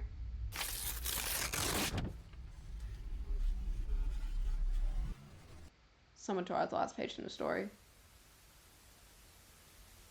Thanks for watching! Document voice on. I'm so fucking scared!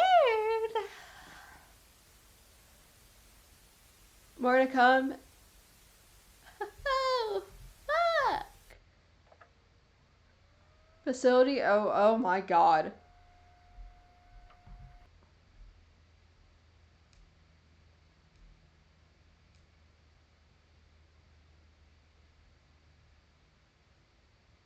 We'll skip the season 2 trailer and then just go directly into this. But Jesus Christ. Dog, why does it sound like my microwave was just going off? Hey, Carcass! What? Mission brief.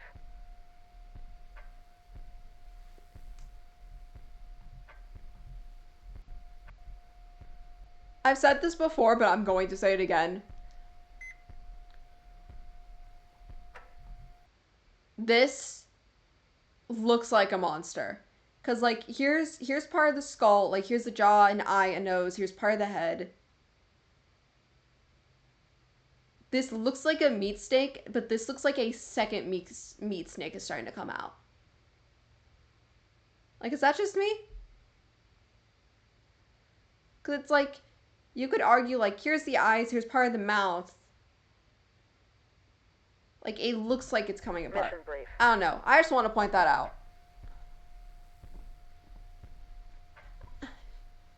3 ground teams are tasked with infiltrating a previously abandoned mall titled Facility 0. Why are we going like... Which is located in the restricted zone based on our info. The mission will take place in 3 stages. Infiltration, encirclement, and ambush. Damn, Primary objective is to capture the facility and seize the items of interest for extraction. Numerous armed guards are located within the facility. Avoid detection and keep up your guard.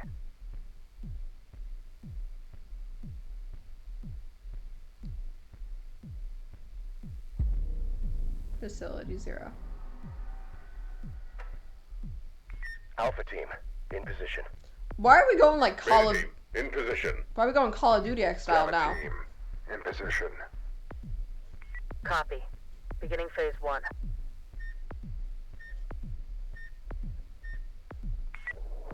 Eyes on the point. Clearing pathway now. What the fuck is that? Pathway cleared. Give us the green light. Did they just shoot a thing?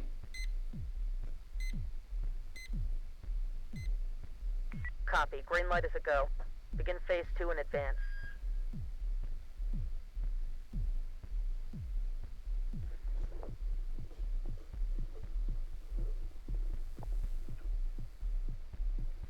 Dude, the music's a vibe. Alright, we're heading out. Move, move, move!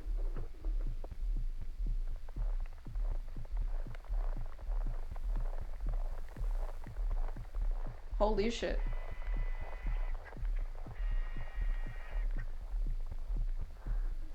Is that the one that they shot at?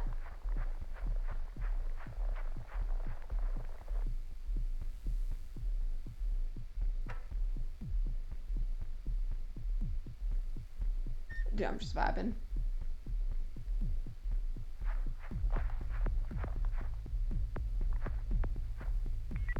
Lights off, come on. Move. There's no way it's gonna be this fucking easy. No shot. You got an entire organization. There's no way they're gonna make it this easy.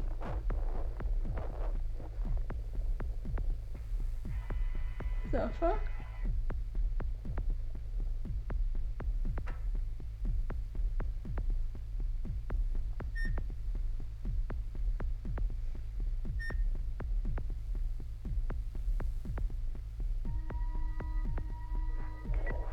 Keep your distance. Single file. Thanks, my guy. You know, because nothing bad is gonna happen. Nothing bad ever happens in these shows. Halt! Oh, there we go. Someone knows you're there. In position. Awaiting green light.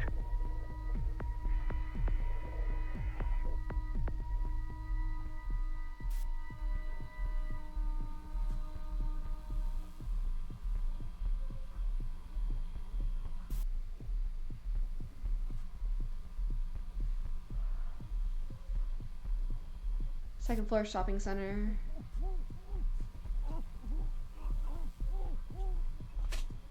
Someone just got fucking stabbed. Eyes are secure. Turning blind. Lights green. Copy. Green light is a go. Begin phase 2 in advance. I love that. Something's gonna go wrong.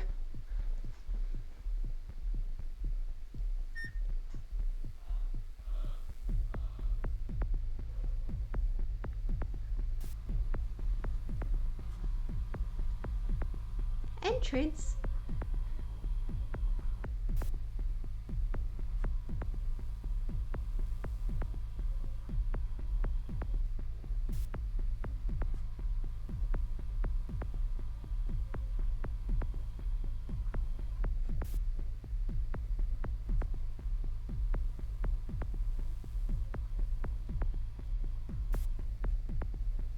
Warehouse hall.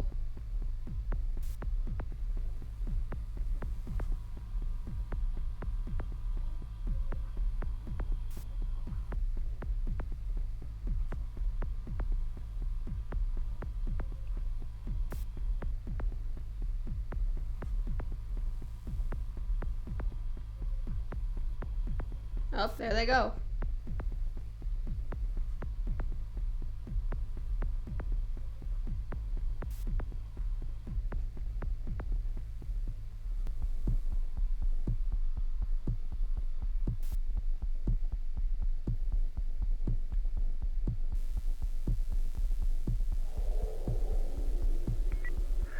Alpha team in position. We are experiencing mechanical interference. Should we resume? Copy. Phase 3 is still a go. Preparing for breach. Breach in 3, 2, 1. Breach.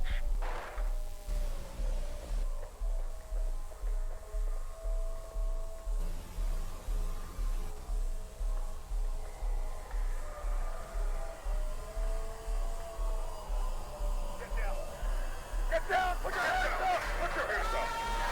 Get down! Get down! Put down your weapon! What the fuck? Get down! Put your hands up! Get down! I said get down!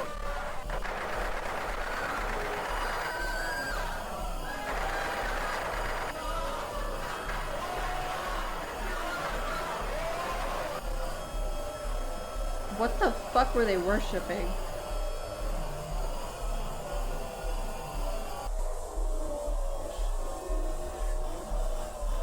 Did I just witness a fucking cult? Lovely. I agree, I go to cult now. That's so fun.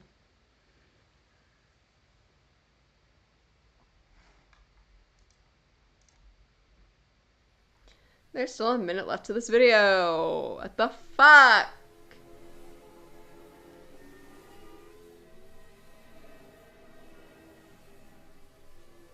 Season 1 finale? Woo!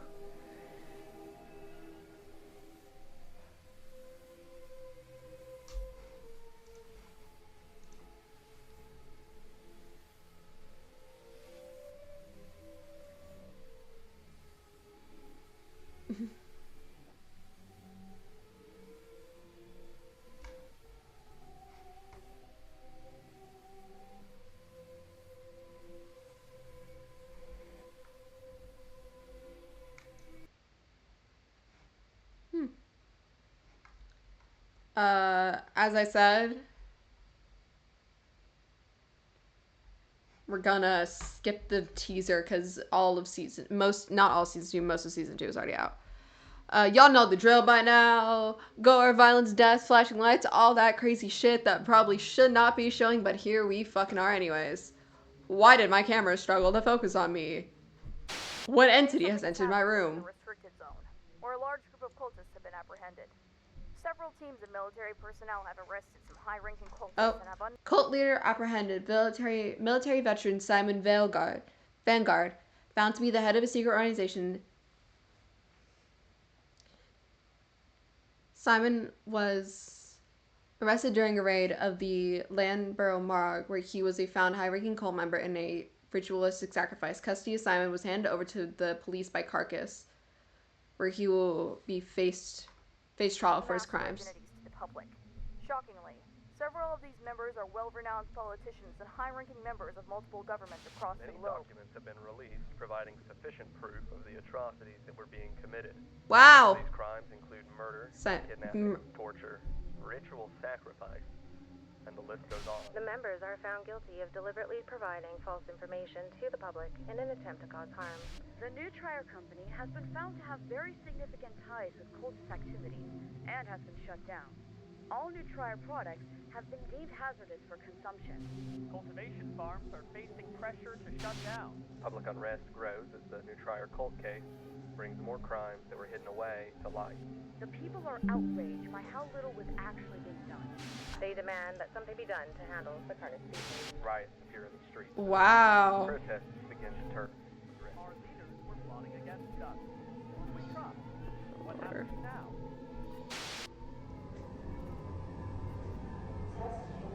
Hello, what the fuck are you? Okay, never mind. Forget I asked. Hello? Welcome to Magister's Wonder Show. Hi. I am the Magister, and get ready to explore all of the world's wonders. Hi. Today, we are learning about the Circle of Life. Okay. We are learning about the Circle of Life. We're with Carcass. Never mind. Dr. Head of Doctorate of Carcass, Progress to Court, Carcass State, 1991. Test report number 4. We still know very little about the nature of the entities. There are 7 singularities in total. Each singularity is roughly 1 meter in diameter. They are made of an unknown material, although it looks and feels very similar to glass. We are unable to sample it in fear of causing potential damage. The material is very dark in color, but has red shimmers of light swirling inside. There are some hints of other colors present, but is mostly dominated by the red.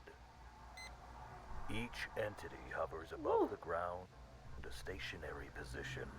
It's shiny. Although they I want to touch it. Relative ease. Our equipment can detect some subtle pulses of energy in rhythmic but random patterns. Oh.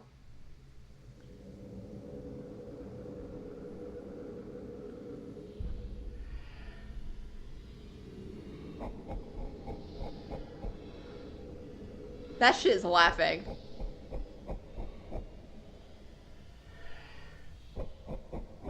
That shit is laughing at us. Oh, that bitch knows. We don't know what they are. We don't know if it is breathing or communicating. We don't even truly know if they are even organic. This is nothing new, just confirming what we already know. Our first experiments didn't give any interesting leads. The most we got was some interference with electronics, especially when there is more than one kept close together. But the experiment we conducted showed extremely significant results. The experiment played out like this. In test chamber 1, a live cow was released into the chamber with V1 for an extended period. They were left together for 24 hours. The test showed minimal results from the entity and an increase in stress from the cow. Next, the body of a cow was put into the chamber with V1 for 24 hours. The results were extraordinary. Don't get too excited now.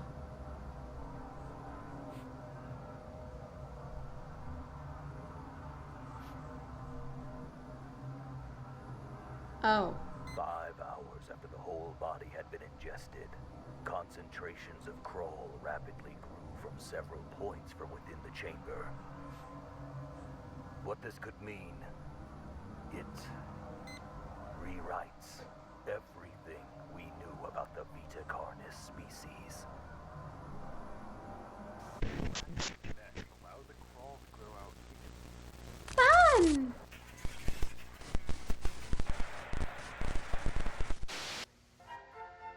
First, a young larva hatches from within its egg. It will roam around and find food to help it grow and grow. Once they are big enough, they transform into a pupa. And after some more time, they transform into an adult beetle. The adult beetle will go out into the world in search of food. Crawl specialist head cultivator progress report. Audio log. Progress report for crawl samples. Cultivation has been successful. So far, we grew them with 3 specific environmental factors. 1 is our control group, 2 with access to additional nutrition sources, and 3 with exposure to radio signals.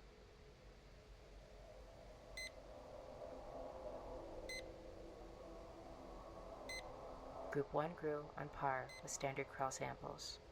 No distinct abnormalities. Group 2 grew at a faster pace than the control group, as expected. No distinct abnormalities. Well, Group 3 grew against its normal pattern, weaving its way toward the radio. Once the device was claimed, it switched to usual growth patterns. Again, no distinct abnormalities. So they're drawn to wavials. The samples that were grown in V1's test chamber don't seem to differ from others grown from other sources.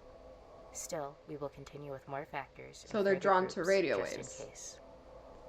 There have been some developments in the propagation group.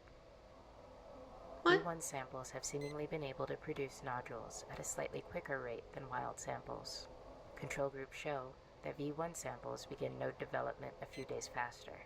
More time will be needed to say for sure.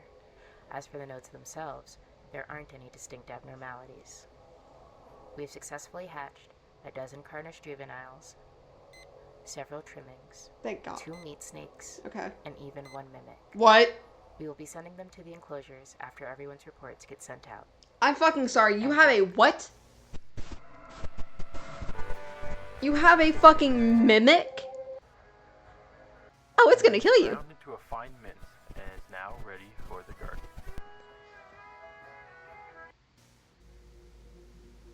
Training specialist progress 1981 831. Audio log.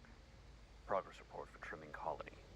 The fucking what now? Significant progress in learning the social patterns of a The fucking what now? keeping together. A new batch of juveniles were added to the main colony at the beginning of the new progress report. They were accepted into the community immediately. No conflict or rejection observed. They did provide the circumstances to document more of their interactions. Trimmings communicate through a series of vocal cues. Colony members meeting the new batch with squeaks and squeals. Oh. They also are not afraid to show us when they are upset. Trimmings also use some physical displays as well. For example, trimmings do a chewing or chatter motion with their mouths when they are happy or interested in something. The experiment that we performed was to explore the extent of their communication skills. The test went like this. We took one of the trimmings and had them in place in a modified enclosure. A speaker would play 2 separate audio cues. Oh my God. A positive cue would play, followed by a treat. And a negative cue, followed by a small spray of cold water. No! Don't! We did several rounds of both audio cues to condition the trimming's response. Condition.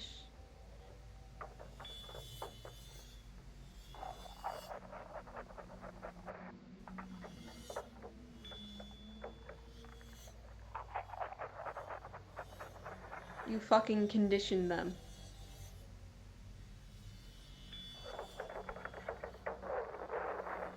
My little guy just wants his treats.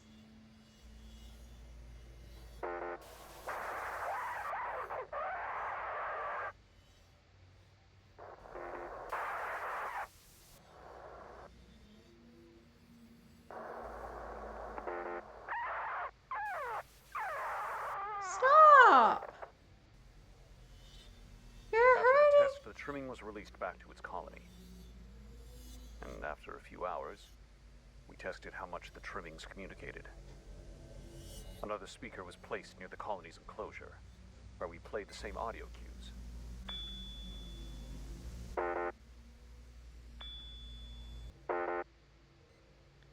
It is incredible to see how layered their social interactions can be.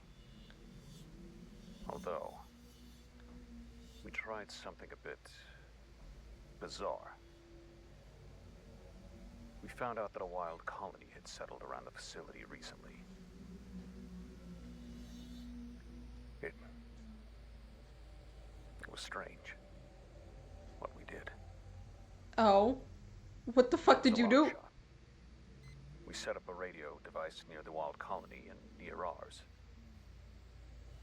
We linked both devices up and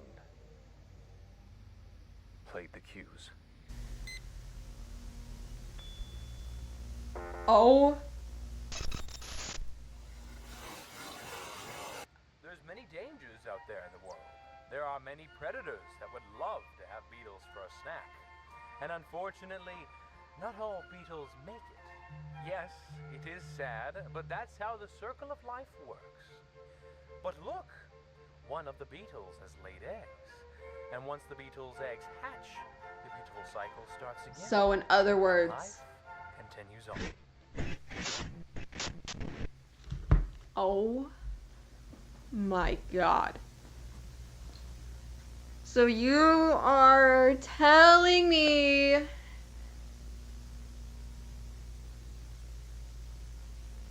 that they know? Holy shit. So you are fucking telling me that the trimmings that are wild are replicating the same thing as the one in captivity? Oh, we're fucked. Oh, they're learning. We're fucked. We're cooked. The world is going to hell. I'll reveal progress. This is, I don't like that. I don't like this anymore. I don't want to do this. Flashing lights, gore, violence, death, mute, aggression is advised. You all know what we're looking at. The fuck? Why is Amazon here? Hello? Now only the most beautiful, only the most unique specimens. His name is Bean! Brett. There are lots of fossils hidden on the earth. Hi, friend. And plenty make their way into rivers and streams. You can look for them too. Meet Snake Specialist for Crew Project Manager. Audio log. Progress report on the Meat Snake Recreation Project. From our previous report, the juvenile meat snake we selected was grown in a standard captivity cell until maturity. The specimen we had selected was now an acceptable size for the project to begin. No! What are you doing to my son? What are you doing to him? The specimen was moved into restraints. Twice a day, we fed it fresh meat, scraps, roadkill, making sure that it received the necessary materials like bones and organs to grow. 4 days into feeding, the specimen's mood mellowed out. The usual intimidation display was now a patient eagerness. It seems that the specimen now understands that we are feeding it. 11 days into feeding, the specimen has slowed down immensely. It has also been occasionally rejecting food. It looks like we have been overwhelming it, not giving it enough time to properly digest and implement the material. You fucking think? Feeding has been reduced to once a day, but with an increase of portion size. You fucking think? 19 days into feeding, the meat snake has almost shut down entirely. It no longer reacts to external factors. It still accepts food, but with assistance. A makeshift mechanism was made to help the feeding process. Favorable results have begun to show. The hue of the specimen's skin has been turning shades darker. Sampling period seems to be approaching sooner than expected. Day 21 into feeding. The specimen has reached all the required criteria to begin sampling, we managed to obtain a skin patch invention. We began with cold resistance. The typical meat snake skin can hold its integrity up to negative 30 degrees Celsius. The specimen sample survived down to negative 100 degrees, even maintaining flexibility. Next, the heat resistance test. The sample was able to withstand impressive temperatures. We were only able to bring the temp up to 3,000 degrees Celsius before we had to bring in new equipment. We used some welding equipment and determined that the sample's limit was capped at around 5,000 degrees Celsius. Sample testing was interrupted by a peculiar event with the specimen. Personnel during the routine feeding found that the meat snake had escaped its restraints. Oh shit. By performing mitosis. The two organisms were simply wandering the lab at the time. The project has been halted for now, and the two meat snakes have been moved back into their original enclosure. We are preparing more tests at the start of the new process report. End log. So they're just gonna have two meat snakes in the same area because they only had one. Oh, stars. Hello, stars and shit. Fuck you. You can make your own sieve at home. The mesh will catch large debris, allowing smaller things to pass through. But you can add more layers with different mesh to catch more things. Lovely contestants so far, but there can only be one winner. And this year's winner is Patty! Oh my god.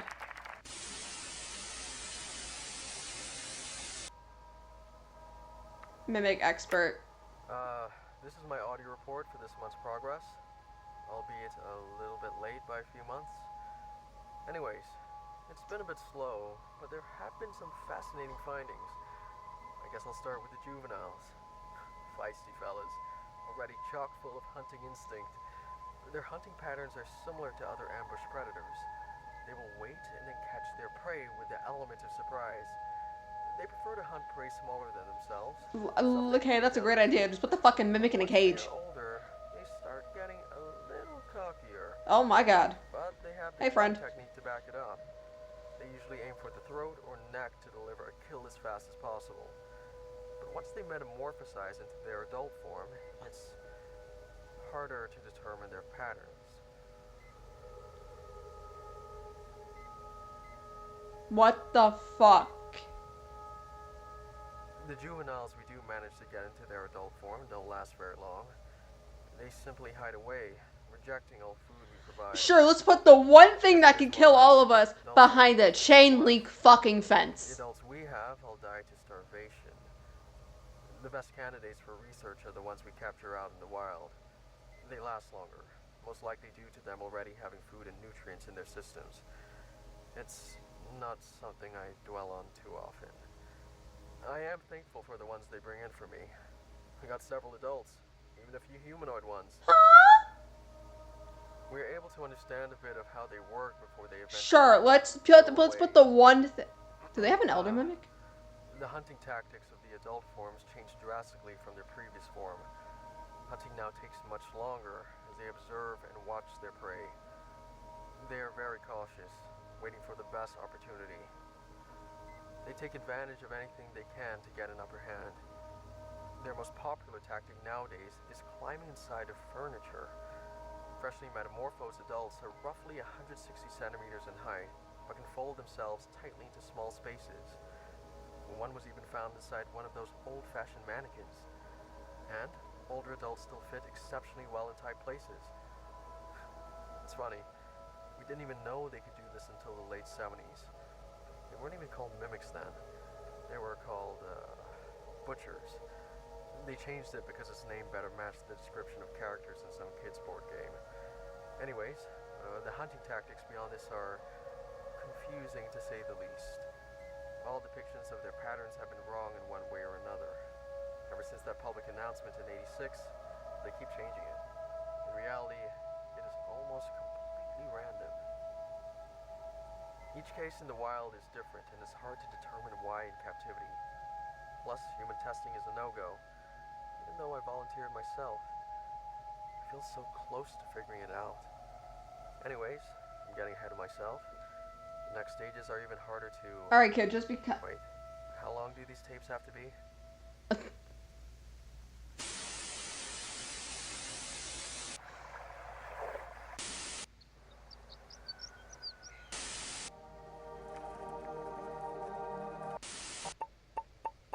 Hi. Look, this one would have fallen through our first sift. There are plenty of other fun things you can find as well. Oh no, my sieve isn't working. Looks like there's a hole in your mesh. Make sure your mesh isn't damaged, or else something might slip through. Oh no. There's incident with C1 involving cleanup T in chest chamber 1. Hello? Oh my god. Is this the one where they put the dead cow in, or was that 2? Looks like it was.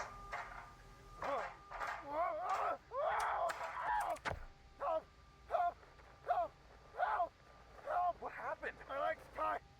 It's bad. It's bad. I'm bleeding. What do I do? I can't reach. What do I do? Help me down, please. Please. We need medical assistance in test chamber 1. Oh, God. Stay calm. Help is on the way. Just try to stay Damn still. it. Oh, God.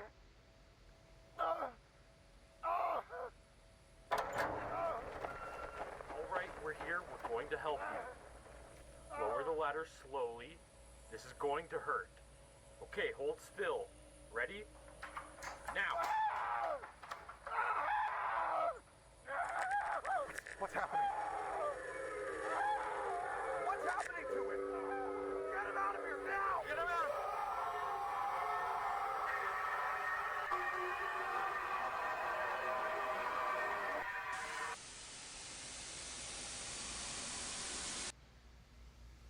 Oh my god, it had the taste of human blood.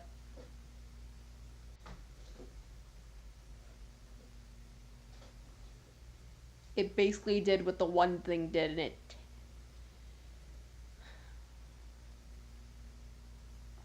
Cleaner 1 broken leg. Leg broken, that's hilarious.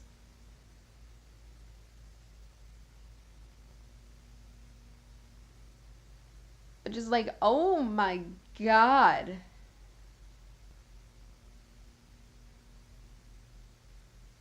Thank you for watching, and God bless. You can't put that in after all this shit.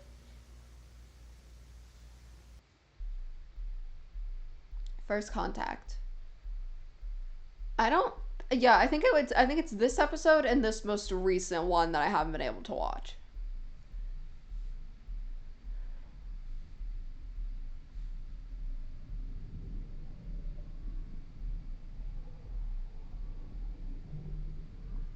What the fuck is that?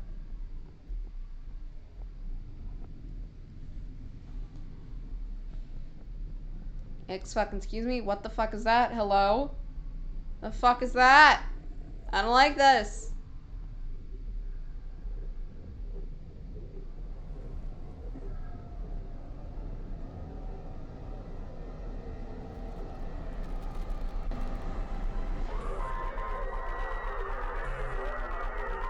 All the entities are freaking out. P17 overload.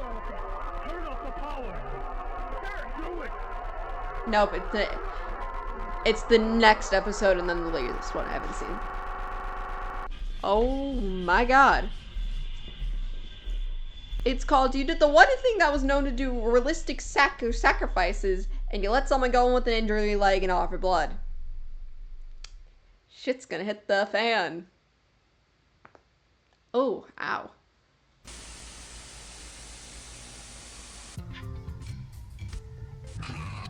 It is called the electromagnetic spectrum. Hi!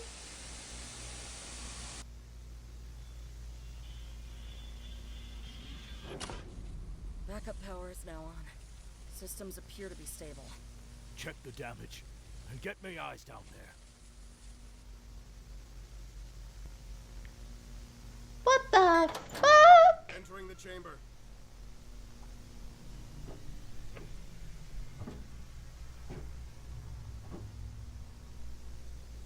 Entity seems much more active now.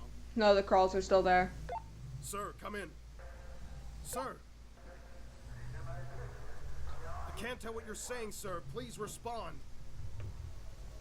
What? What the hell? I can't hear you clear enough.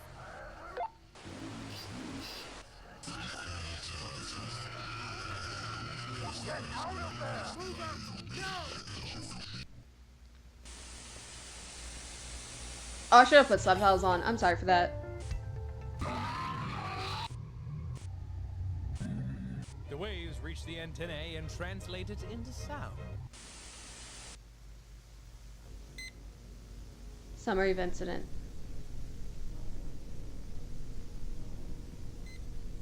Cleaner had been caught in between the steps ladder and snapped their— Ooh!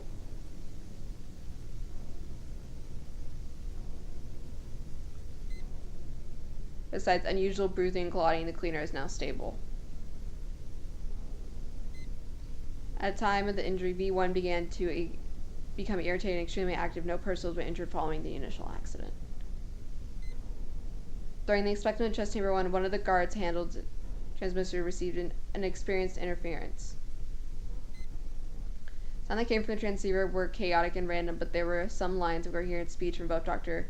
Trados and what seems to be the entity. Dr. Trados came up from the experiment to test the hypotheses. He had a device connected to the test chamber in an attempt to communicate with the entity. Why would you do that? Why? Hello. Can you hear me? Can you understand what I am saying? Can you hear? Holy shit. What now? What should I say? Literally anything fucking else. Hi, why are you here? What's going on? What the fuck? What are you?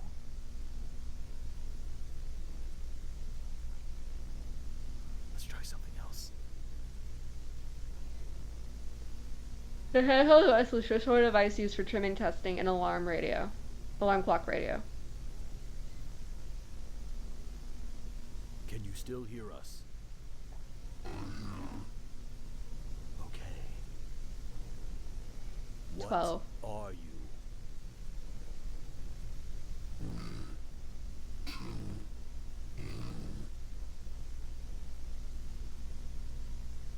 Can you explain? No, it doesn't want to.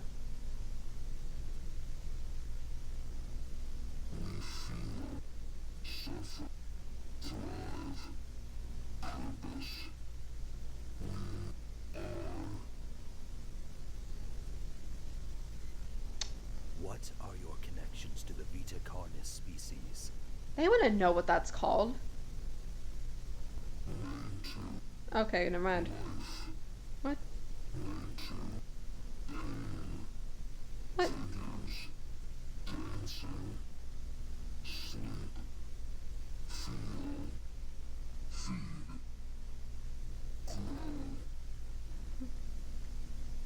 These are too big. Try another question. Do you know why you are here? Clock isn't blinking. Did you hear us? It's not there anymore. We aren't getting anywhere.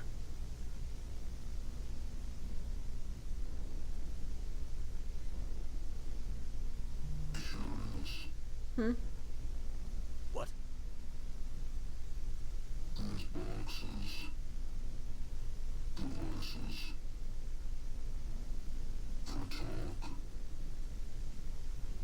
Are you talking about the radios?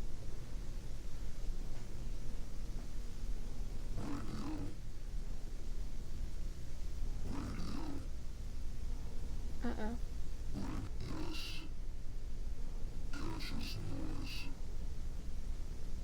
Radios transmit and receive waves and translate it into sound. Why would you explain this to it? Oh, fuck.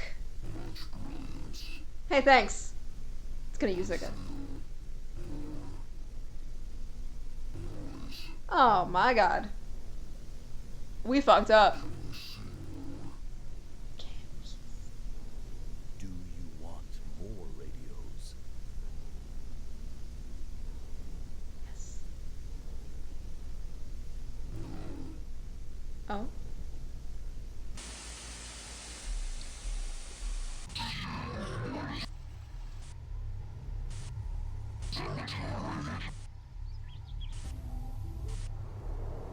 Even the color you see and the sounds you hear are radio.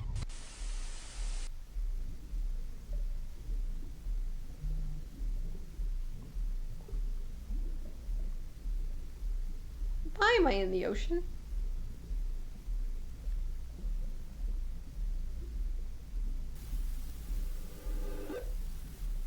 Sir, is it really in our best interest to give these things what they want? We don't even know what they're looking for. Uh-oh. I understand your concern, but this is the biggest breakthrough we have ever gotten. It could be a breakthrough for you, but it's learning now. The greatest breakthrough of all history. Representatives of the UN will be arriving in just a few days to see our progress. This is too important to stop now. We are on the verge of something massive. And if the representatives are impressed, we get the funding to see how far this can go. So, for now, you and your team go and get the orbs if they want. Keep making reports, but keep them quick. We need to learn as much as we can in this short time frame. Yes, sir.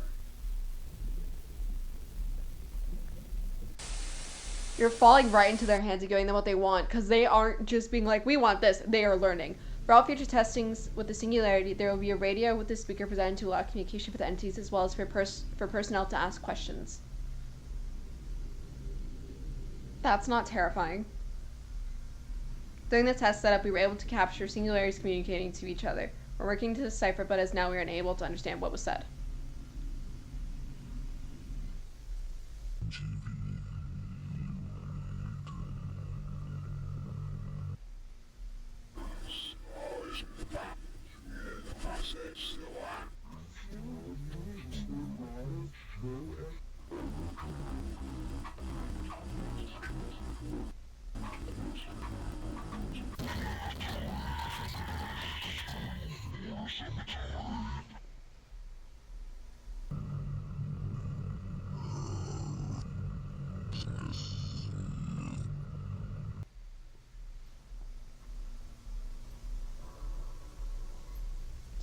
Given several different electronic devices, we tend to communicate more with it, but didn't speak very often. Only single words out loud, not directed towards anyone. It was more interested with the device than our questions.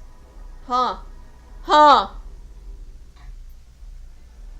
Testing questions were repeated with other singularities. Each singularity acted different than the other one, and each giving a different answer to the question. Oh, we're fucked. Oh, we're fucked. Although there were a few common factors each shared, one factor was the electronic device expression radar. They were all interested in entertainment like television. Fuck. During testing with CV interference and television, notable interference was detected with other electronics. We also spoke aloud several times. So they're interested in technology.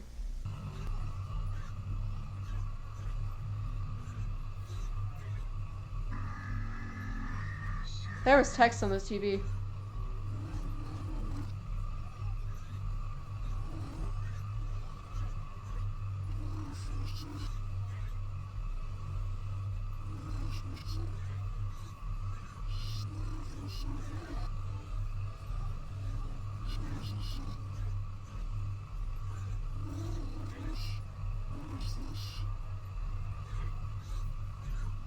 Did you just say what is this?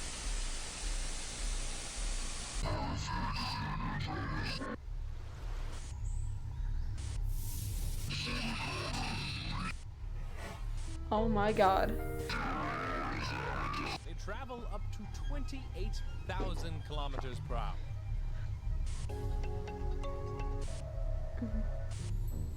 Hello, friend.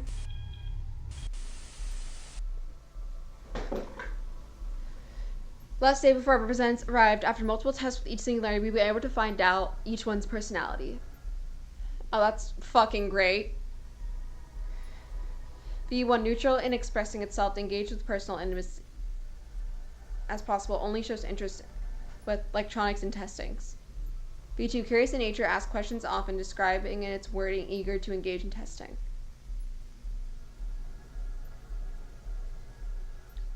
V3, more active, engaging with personnel in detached manner rather than one-on-one, engaged minimally with personnel.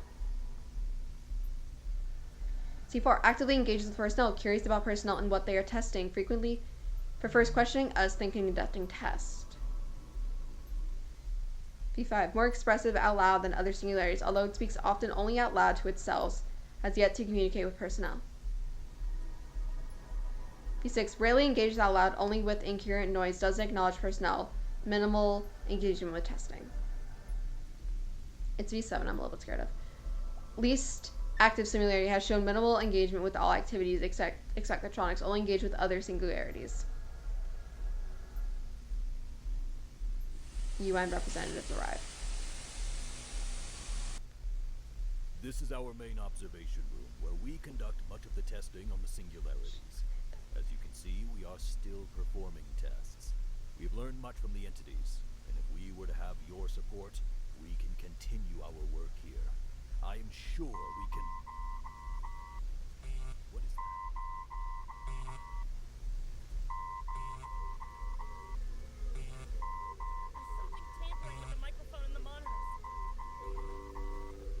There has been much learned in our time together. I agree with Dr. Trados. If we continue, I am sure this union will benefit all. Symbiosis, we join together.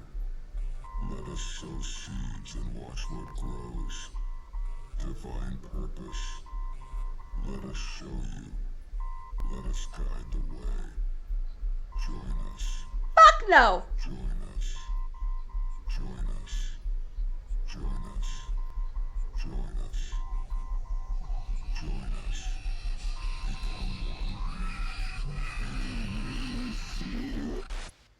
What the fuck did I say? What did I say? You give in to its demand. We are fucked. And look at that. I was right. This is why you don't do testings on shit that we have little to no knowledge about. I'm actually curious. I want to check the comments because we have 2 more videos left. Theory: the monoliths are circular holes in their heads. They can fit and find a singularity. There are 7 monoliths and singularities. And singularities are the monoliths brains. The monoliths just stand still, sending out radiant instructions look like the wheel singularities actually communicate with those.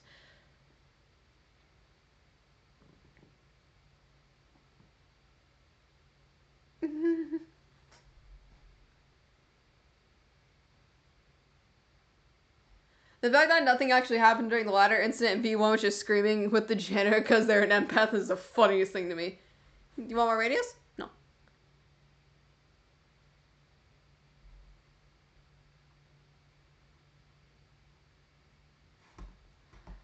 Each of the singularities seems to be most like one of the Carnus types. The crawl, dominant with conversation with others, likely for coordination purposes, fascinated by electronics. The trimmings, highly inactive and friendly, seem to be lowest on the chain since V1's notable tone shift after V2 spoke. Meat snakes doesn't care about the living creatures, likely because they're dead, are more appealing. The mimic, studying humans as much as possible, doesn't care about the test or fascinating machines. Humans are what it's after. The harvester's distant but present, doesn't mind being seen but doesn't let others close to it. The host of the influence makes no effort to interact but spews stuff out occasionally, doesn't care what approaches it. The humans likely seen as no different, a pig, deer, or rat. The monolith says and does almost nothing unless electronics get involved. Singularities themselves are its focus.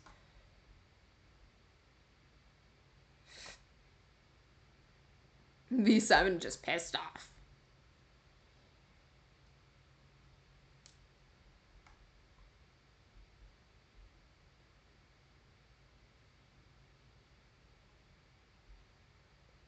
Yeah, here's the theory. What we're watching things from the perspective of a singularity. The random channels are what they're trying to learn about us, with notes of what seems to respond to classic music in the series, keeping up the science is how they... Yeah.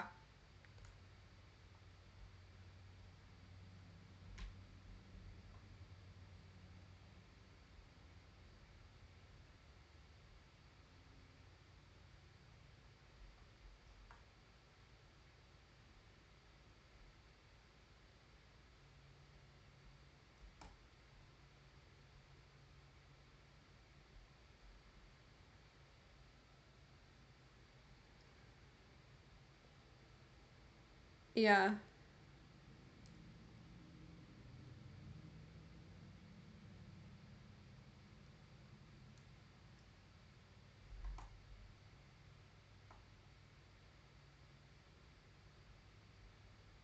Buy him some games.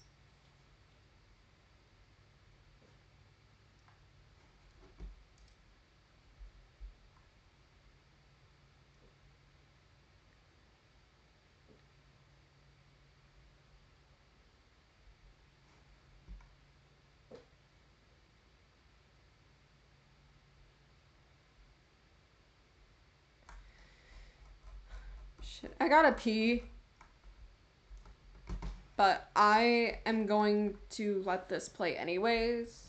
Because I've seen a little bit of this one. So, keep yourself entertained. Don't kill anyone. Don't fucking make friends with the Singularity. Oh, fuck. Hold on. Gotta read. I request one of the researchers I've known has been missing their progress reports. I knew he would miss a few since he got approved for one of his field projects, but it's been 4 months, I know it isn't my place to ask you this, but I'm worried. I wanted to ask you if there wasn't sure something was wrong. I found out where he was researching. Unfortunately, you know the area well. I will send out that information I have. So this is the 1995.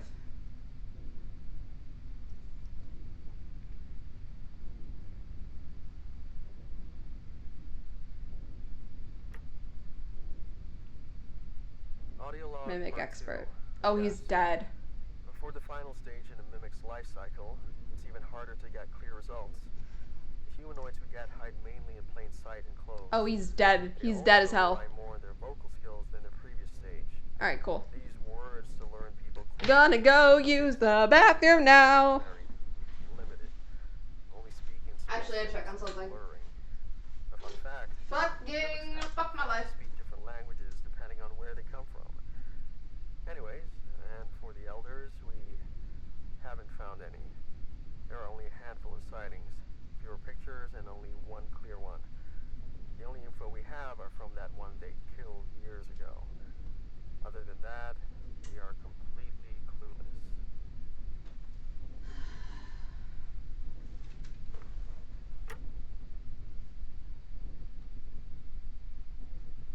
Personal log. It finally happened. I got permission and some equipment to go out in the field. It's not much, but I can definitely work with this. We've got sensors, cameras, and even some stuff I whipped up.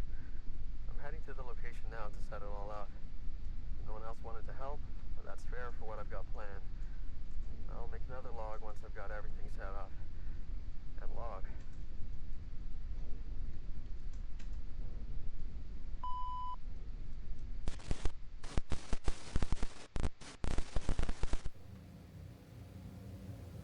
Okay, everything is now finished up. I have some of the equipment at this main door. Motion sensors and the camera pointed right down here. It's not much, it's not pretty, but it will work for the time I've got. There are a few sensors and cameras in the other rooms as well. Basically some nanny cams set up to record when motion is detected. And down there is main base.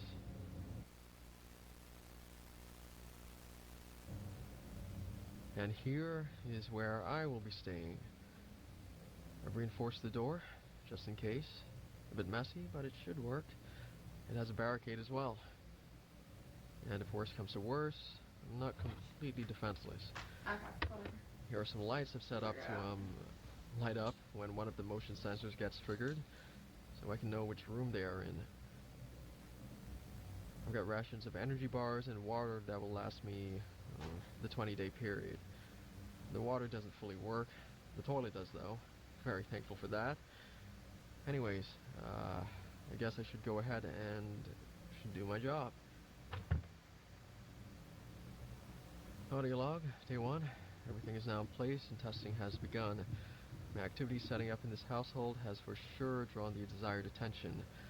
I made sure to make it look as if I have not left the house. Based on the location, I'm certain I'm in at least one mimic's territory.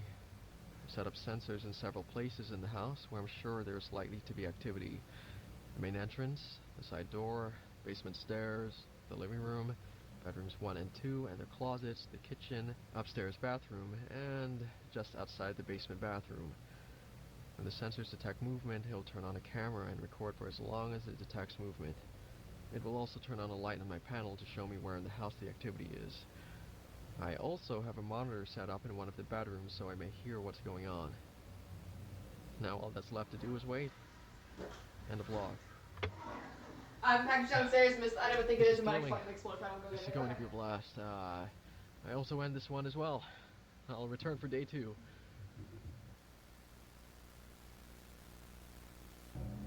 Day 2. It's around 8 in the morning. Nothing on the panel yet. I've been occupying myself with some books, writing. Yeah, shouldn't be too long here. Mimics know I've got no one else in the neighborhood, so this is the most interesting thing going on. Just gotta be patient.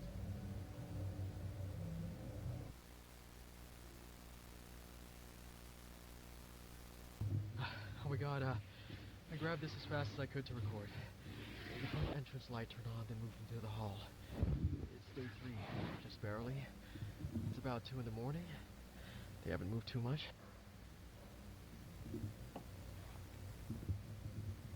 Wow.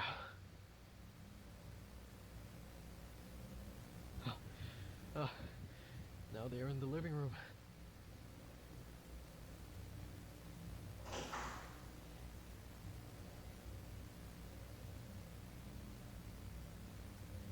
Main bedroom.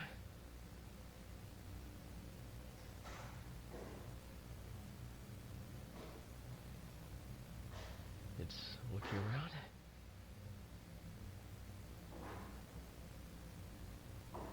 It's going to the second. Oh, never mind. Back into the living room. I'm going to see if I can listen in.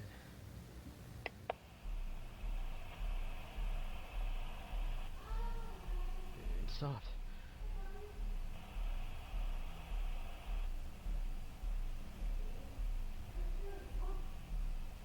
It stopped.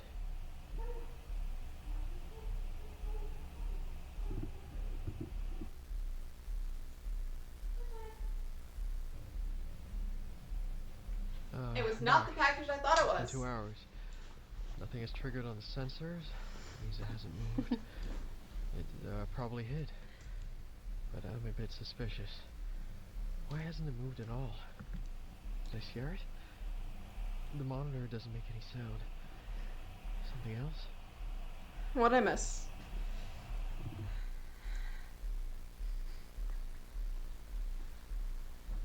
It's been another 2 hours. Nothing has happened. I'm worried I accidentally scared it off. Or You didn't it's scare not it even a mimic. I'm going to do something stupid. Okay, I'm going to go and check what happened. It's right outside the door. Safe. Going slowly. Okay. It's right outside the fucking door, isn't it? Gun. Just in case. You got the gun, so.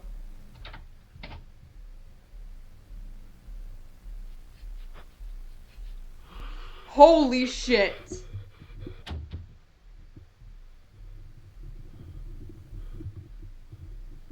Yeah, kid, you're fucked. You ain't. Day 3, so I thought about this. I think I need to abort mission. I'm not prepared for this. I need to get out. It turns out I have lured an elder variant to me. Even worse, it knows where I am. It hasn't come to me yet. The light from the front door triggers every so often, so I know for sure it's just waiting.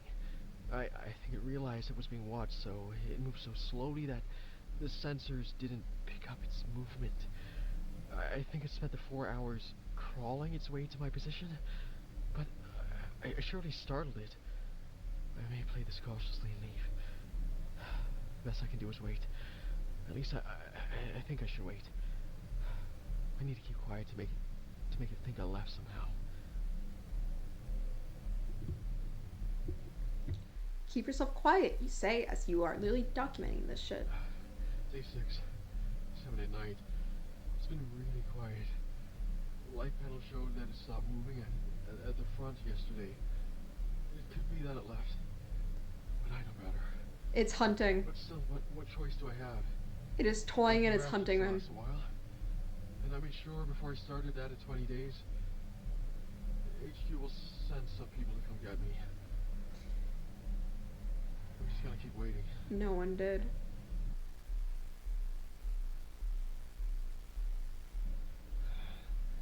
Did you know there's a legend about elder mimics? The cultists worship them. Believe they are God's ultimate warriors, earning their role as the perfect killing machine. Man, what have I gotten myself into? Was that him moving the camera, or could you hear the elder mimic outside the door? Day 9. No movement detected. I think it's time. It's right outside the door. I can't keep staying here. I'm beginning to lose it. I need to leave. Gather my stuff and leave. I need to be careful. I can do this. I can do this. I can do this. Okay. I've got everything I need. Gun in hand. It's time to go. It's right outside the door. Oh my god!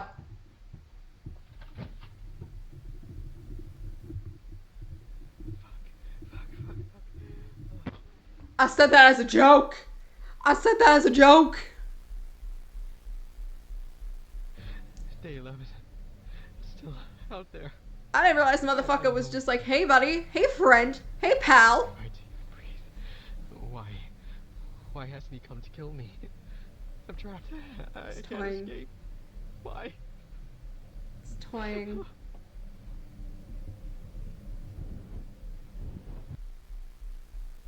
Is it his sketchbook?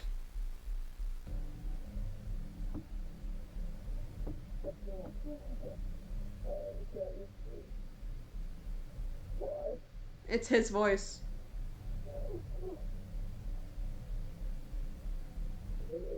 It's literally his voice.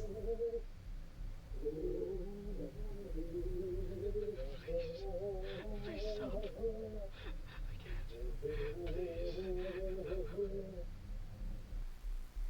Please. It's learning to mimic his voice.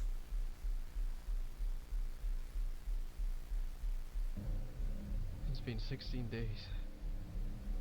I'm tired, but I don't care anymore. I don't care anymore. I need out. If I go out, guns blazing, I could scare it at least, or maybe even kill it. Then I just run as fast as I can, then I could possibly make it out. Then I... Oh.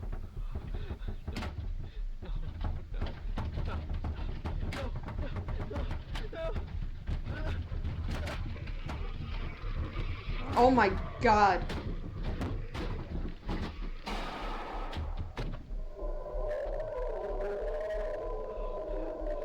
Did he shoot it?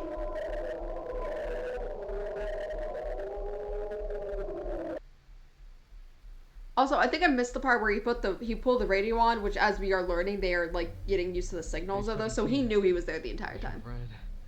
I hit it right in the face, nearly point blank. I heard him scream, then silence. I shot know it. I didn't kill it. The lights indicate that it's waiting by the stairs. But that was the perfect time. It was hurt and I could have ran. No, I you stayed and now he's pissed. Oh, I fucked up. He heard me. I know he heard me. He knew I was going to run. I need to hold down until day 20. They will help me. Then I'm saved. Then I'm saved.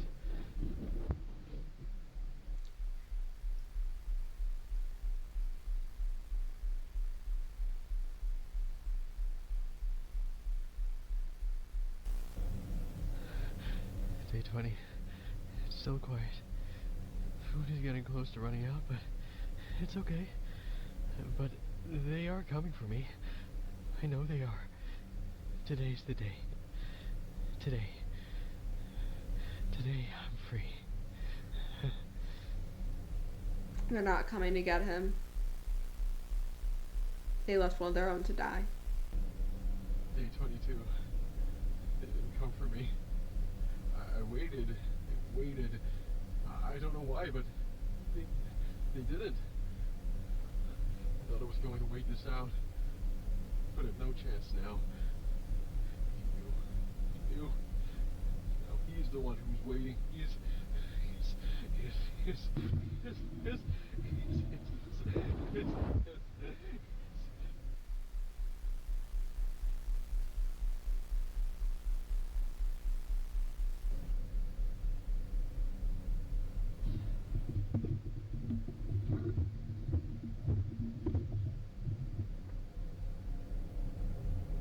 It's been 28 days.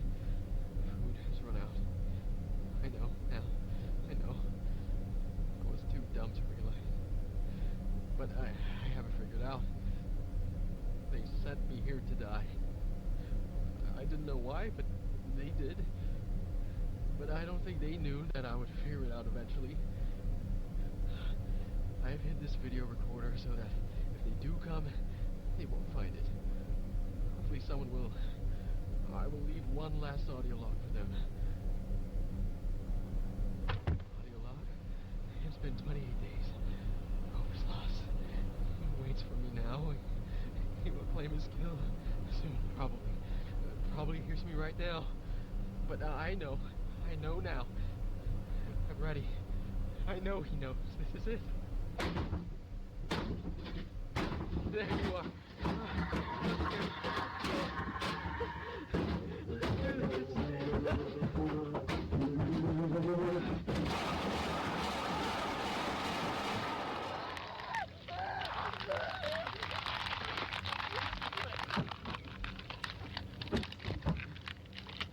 You know what? At least he went out guns blazing.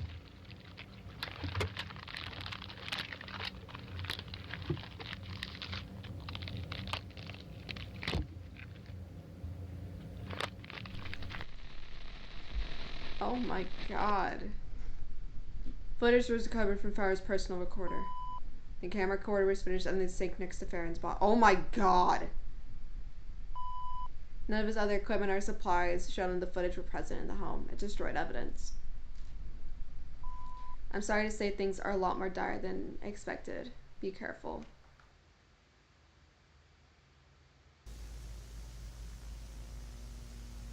Oh my god! Farron was doomed the second he turned on the baby monitor. The mimic hunts as expected until the moment he turned on the audio transmitter. We know other carnivores can conduct radios. The elder mimic could have sensed it and could have known his location as soon as he heard it.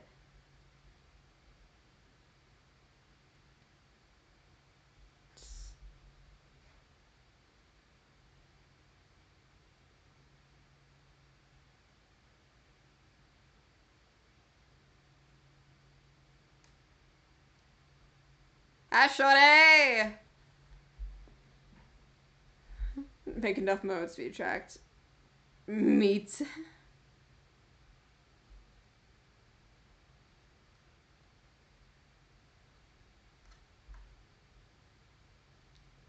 He fell for the same trick. He knows the elder called for him hours not to trigger the sensors, which led to the first encounter. A few days later, the elder triggered the door sensors for a few times and crawled back slowly, making him think he left.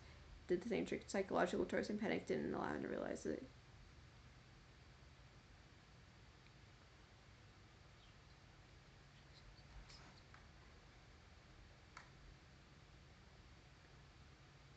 Elder mimic. Let's make this shit personal.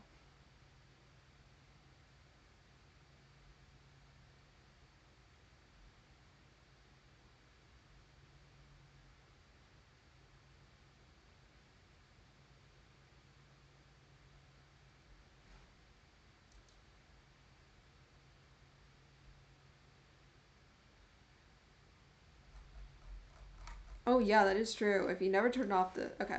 This is the last video we'll watch for the day. Please don't fucking torment me. I have not seen this. I don't have much time left. I think they're beginning to realize what I'm doing. I sent over the last package containing everything I thought looked important. If I don't talk to you again, assume the worst. I don't know how hard it is to combat this alone, but I don't think we have a choice. We figured it out. Again, good luck to you, B. So this,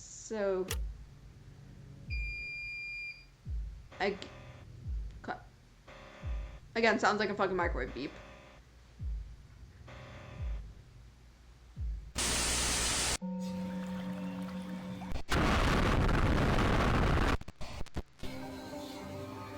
Hi. Sleeping is the body's way of taking a break, allowing it to grow and repair itself. Oh, Your no. brain goes through 4 cycles of sleep. Oh no. Oh shit. Oh shit. Oh shit. Oh shit. Harvest bulb is now acceptable size to begin testing. The bulb will be transferred to a special holding cell designed for research for harvest behavior. Like, that's gonna be a great fucking idea. After capturing the Nishur cult at the Facility Zero, the scaring of the entity, Team Alpha, Beta, and Gamma to the space facility containing within multiple items that were deemed of interest. 2 of these items were living Imperial carcass, hosts of influence, and collection of different types of powder. Studies of this power led to classification of 3 distinct substances. Vial A of horse spores, vial of nutrient flavor enhancing, C host, unknown composition. Was I fucking right about that? The host of influence was captured and contained at the carcass facility for research purposes. The goal was to understand the nature of the host as well as the use purpose for 3 powders of the nutrient cult. Hey, Shorty! You look fucking terrifying!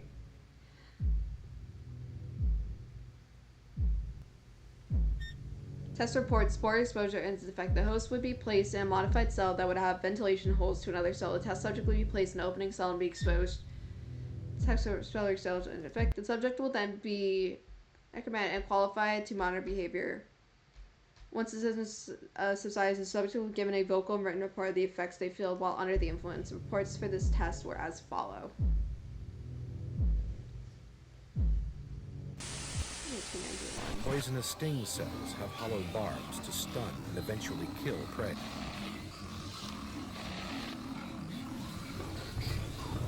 In the first Someone's stage, watching your body it. begins to relax and your brain activity begins to slow.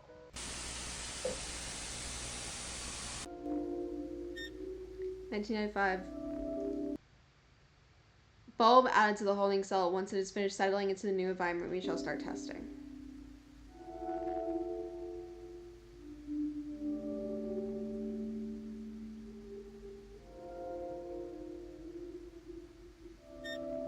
Bulb has reached maturity and is now ready for next step of testing. Testing part Harvard's venom extraction. Now that the harvest is large enough, it is possible to substantially extract the venom from the tendrils. Obtaining the venom in a safe manner will prove to be difficult given the risk of lethal injection. One method that could be used to obtain venom would be lower of a silicone sponge that could be pursed and absorb the injection fill and was planned on the harvest ground. Not actually a terrible idea. But that would have to be a giant ass sponge. During the test for the harvest tendril, where we lowered a dummy into the harvest grounds, the bulb displayed its effect of trapping prey. Oh my god!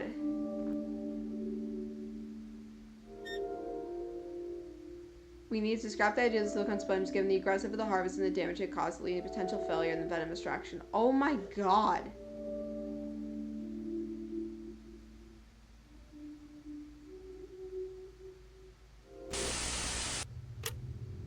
Volunteer testing progress. Stake 1991. Exposure 1. Subject with exposure to spore. Mild irritation display when inhaling. The host seems agitated by the presence of the subject. Attempting to attack them was given the chance. Damaging the barrier. Subjects were removed from the cell promptly. Decontamination.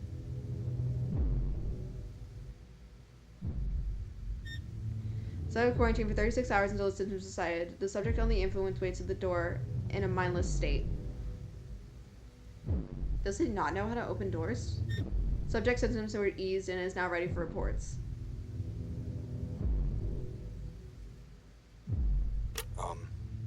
I feel tired and I have aches in my legs and arms.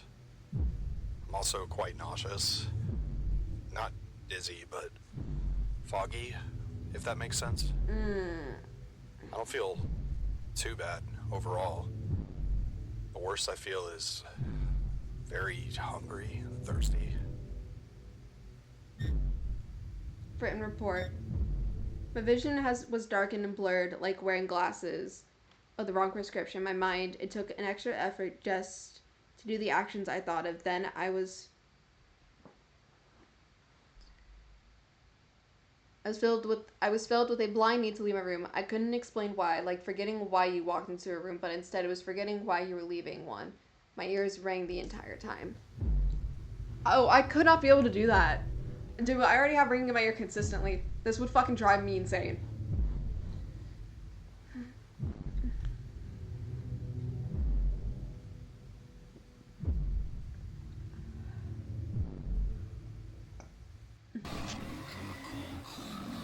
Oh, you can hear them talking. Yeah, they're flipping through channels. In the second stage, your heart rate and breathing slow, and your body temperature lowers. Is that true? Given no safe option at the times, resulting in sedating the harvest and manually siphoning out the venom extraction this way was proven effective.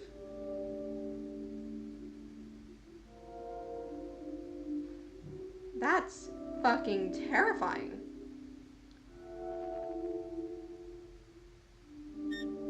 We managed to extract 2 milliliters each venom from a total of 5 spine each. The paralysis venom left is more abundant in each spine. The anticoagulant venom, right.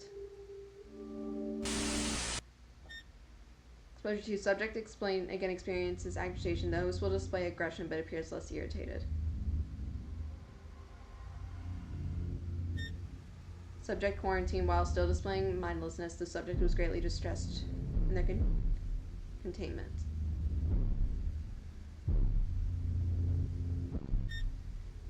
While inwardly coming out, the symptoms again eased.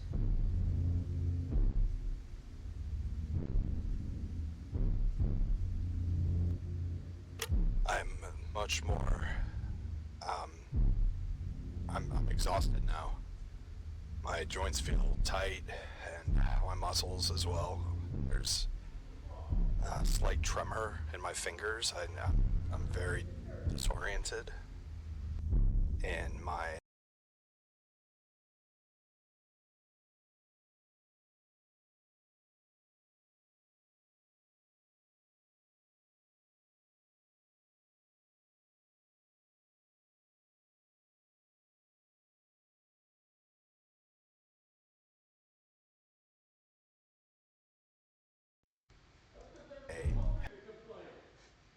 head is pounding. I'm also seeing silhouettes, and my vision is, I don't know, like if you looked at a light for too long and it gets burned into your vision. I'm getting better though. I think I should be fine to continue. Motherfucker, you do not look fine. Written report. My eyes, hair, everything was too out of focus. My eyes hurt, everything was too out of focus. It was dark. I saw flashes of light just out of reach. The ringing was so loud I thought I heard whispers. I couldn't tell the ring drawn out most aspect. I can't remember everything I did, often being, again, just trying to get out. I need to get out.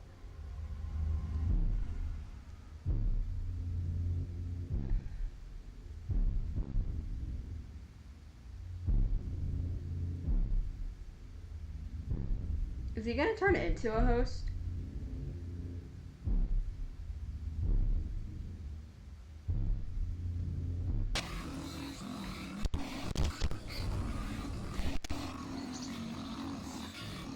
The singularities are talking. In the third stage, your body should now be almost fully relaxed. Project Valid was a greatly success. We have constant supply of each venom to extract. Exposure 3. The subject displayed unusual symptoms. Those appear to have mellowed out and has displayed curious for the subject.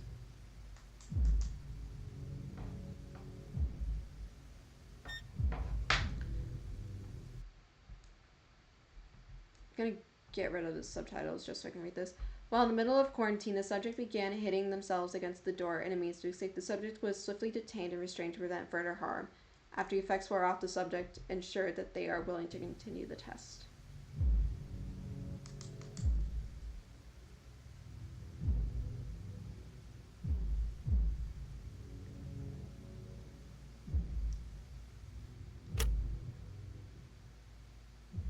It feels numb, like pressure. It's not bad. It doesn't hurt. I don't think so, at least. I His eyes are so sunken in. remember something. I can't pin it though. Like remembering a dream. It was bright. It was nice. I felt important.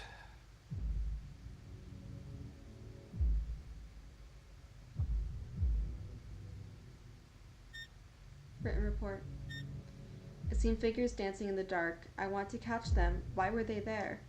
Why did they want to say to me? I couldn't hear the whispers. Too much ringing. I need to hear what they said. Why did they need me? Why was I called? Pull him out.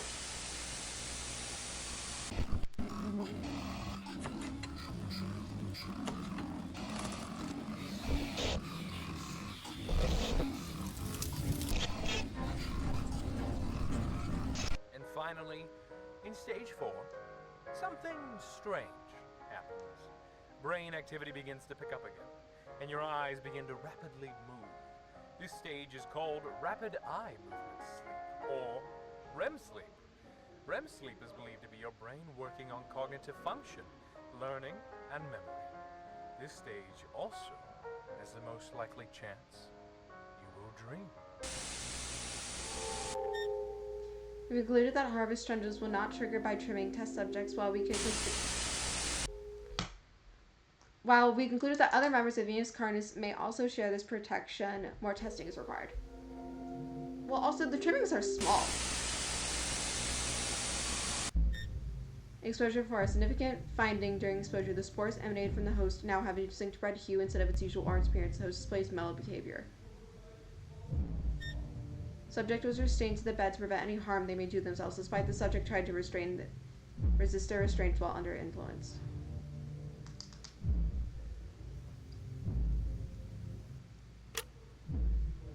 Oh my god. I see it. It is dark. Take but him. A light. Take him out. A light so beautiful.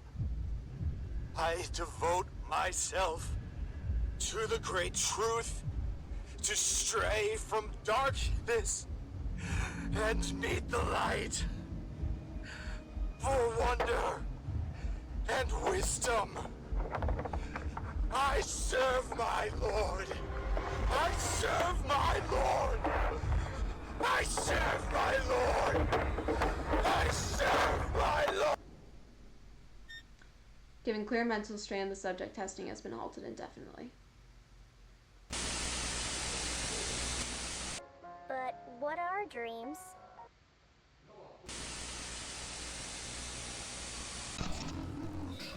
Ah, shit.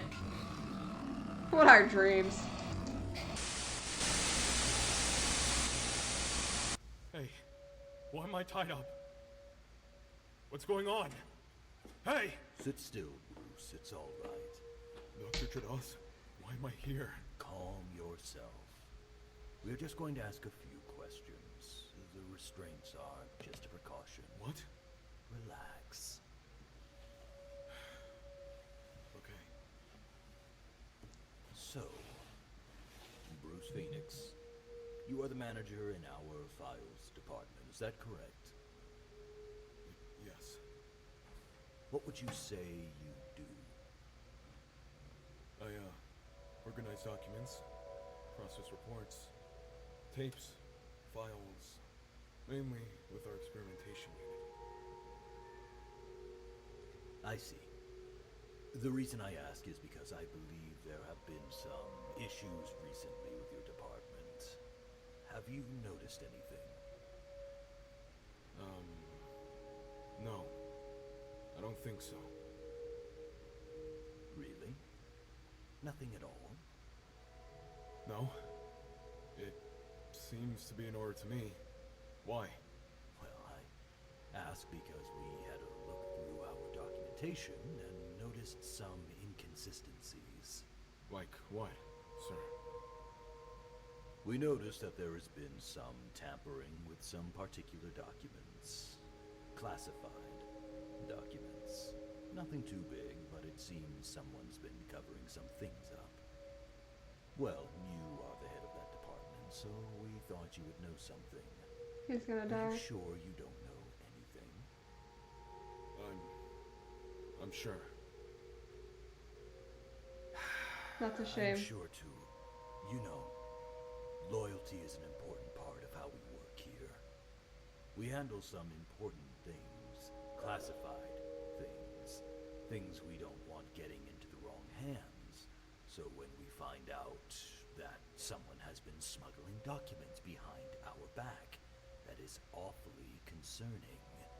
Especially when that person, I don't know, is lying right to my face. I'm not lying, sir. Stop! Especially when we have them on video. Which leads me to ask, why are you taking tapes out? I can explain. I was just... Stop! I don't need to know what you were doing with them, but I do need to know one thing. Who are you sending them to? No one! Who are you sending them to? Please, sir, listen! He's I dead. was just organizing them and I had to move them! Who are you in contact with? Does he have a gun? Please! I'm not lying! We are past that, Bruce. No, she's Why asleep. do you think this was acceptable? What you were doing threatens national security. You are actively threatening the progress of the human species. No! I'm trying to save the human species. What we are doing here is wrong! It's those things! They have brainwashed you! They are messing with your judgment. Safety protocols, basic upkeep, reckless experiments. This isn't progress! This is madness! You're becoming like those monsters who worship them! Please, Marshall. We need to stop. He's dead. I will ask one last time. Who are you contacting? He's dead. Never. I'm done. I won't be a part of this. I'm done.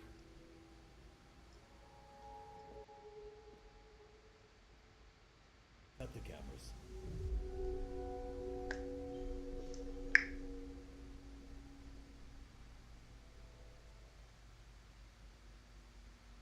He's dead. Have you watched some of the tapes of the experiments we do? No. It's interesting, some of the things in there. Did you know in harvesters that both of the venoms they inject are lethal? The neurotoxin doesn't just block the nerve signals, it directly attacks each nerve, causing sudden paralysis in muscles, moving deeper into your vitals. But for each nerve that dies, you feel every single thing. But all you can do is sit in silence. That is horrifying. Until your heart stops beating, your lungs stop breathing, and your brain shuts down. Fortunately, usually the other venom causes you to bleed out first. Sir, what are you doing? Fortunate indeed. Sir, please. No, please don't. Don't. Please don't. No. I'm sorry, Marshall. No. No. No. Please.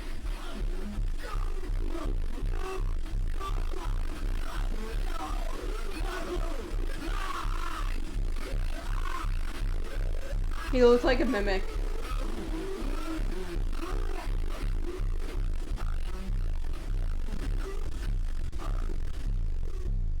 He looks like a mimic. The guy injecting him looked like a mimic, but oh my god.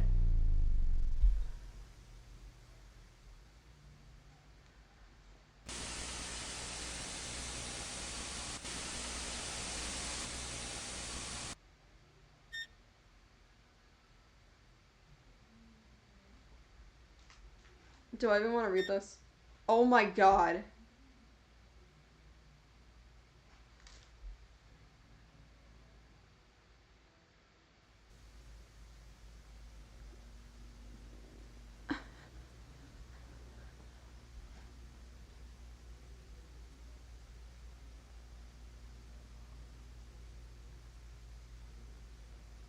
Huh.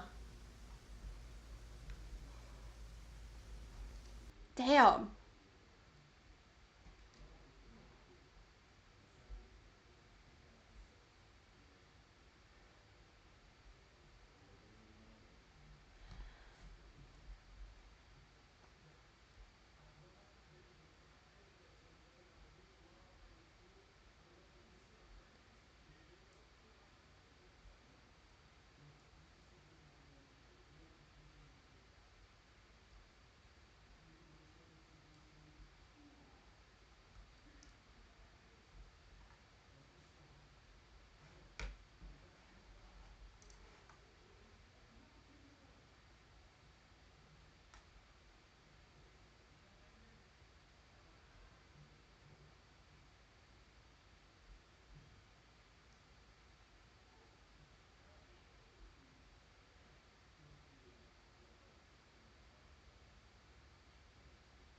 That is, oh my god.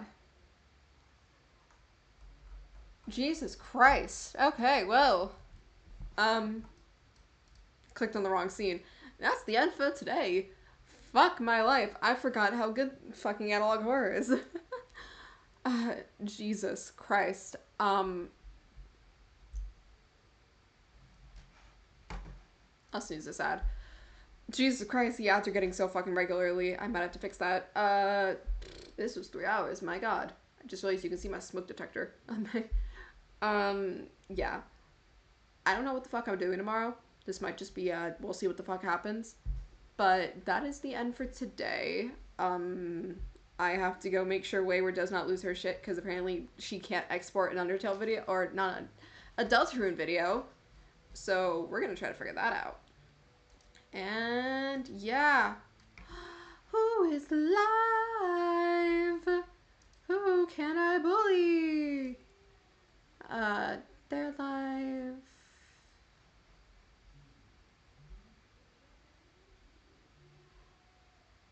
Breeze is live, but we did do her last time.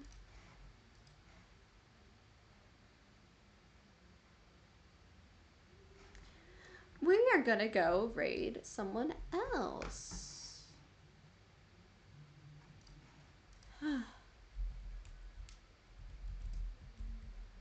There we go. Yeah, I'm gonna go make sure Wayward does not lose her shit. And if not, we might have to re-edit an entire video, which she's not gonna be happy about. But it's for the content. Yeah, I will see you tomorrow. It might be a game or something else. And yeah, I'm gonna go do my thing. I'm gonna go pet my kids. So yeah, I'll be back. Bye.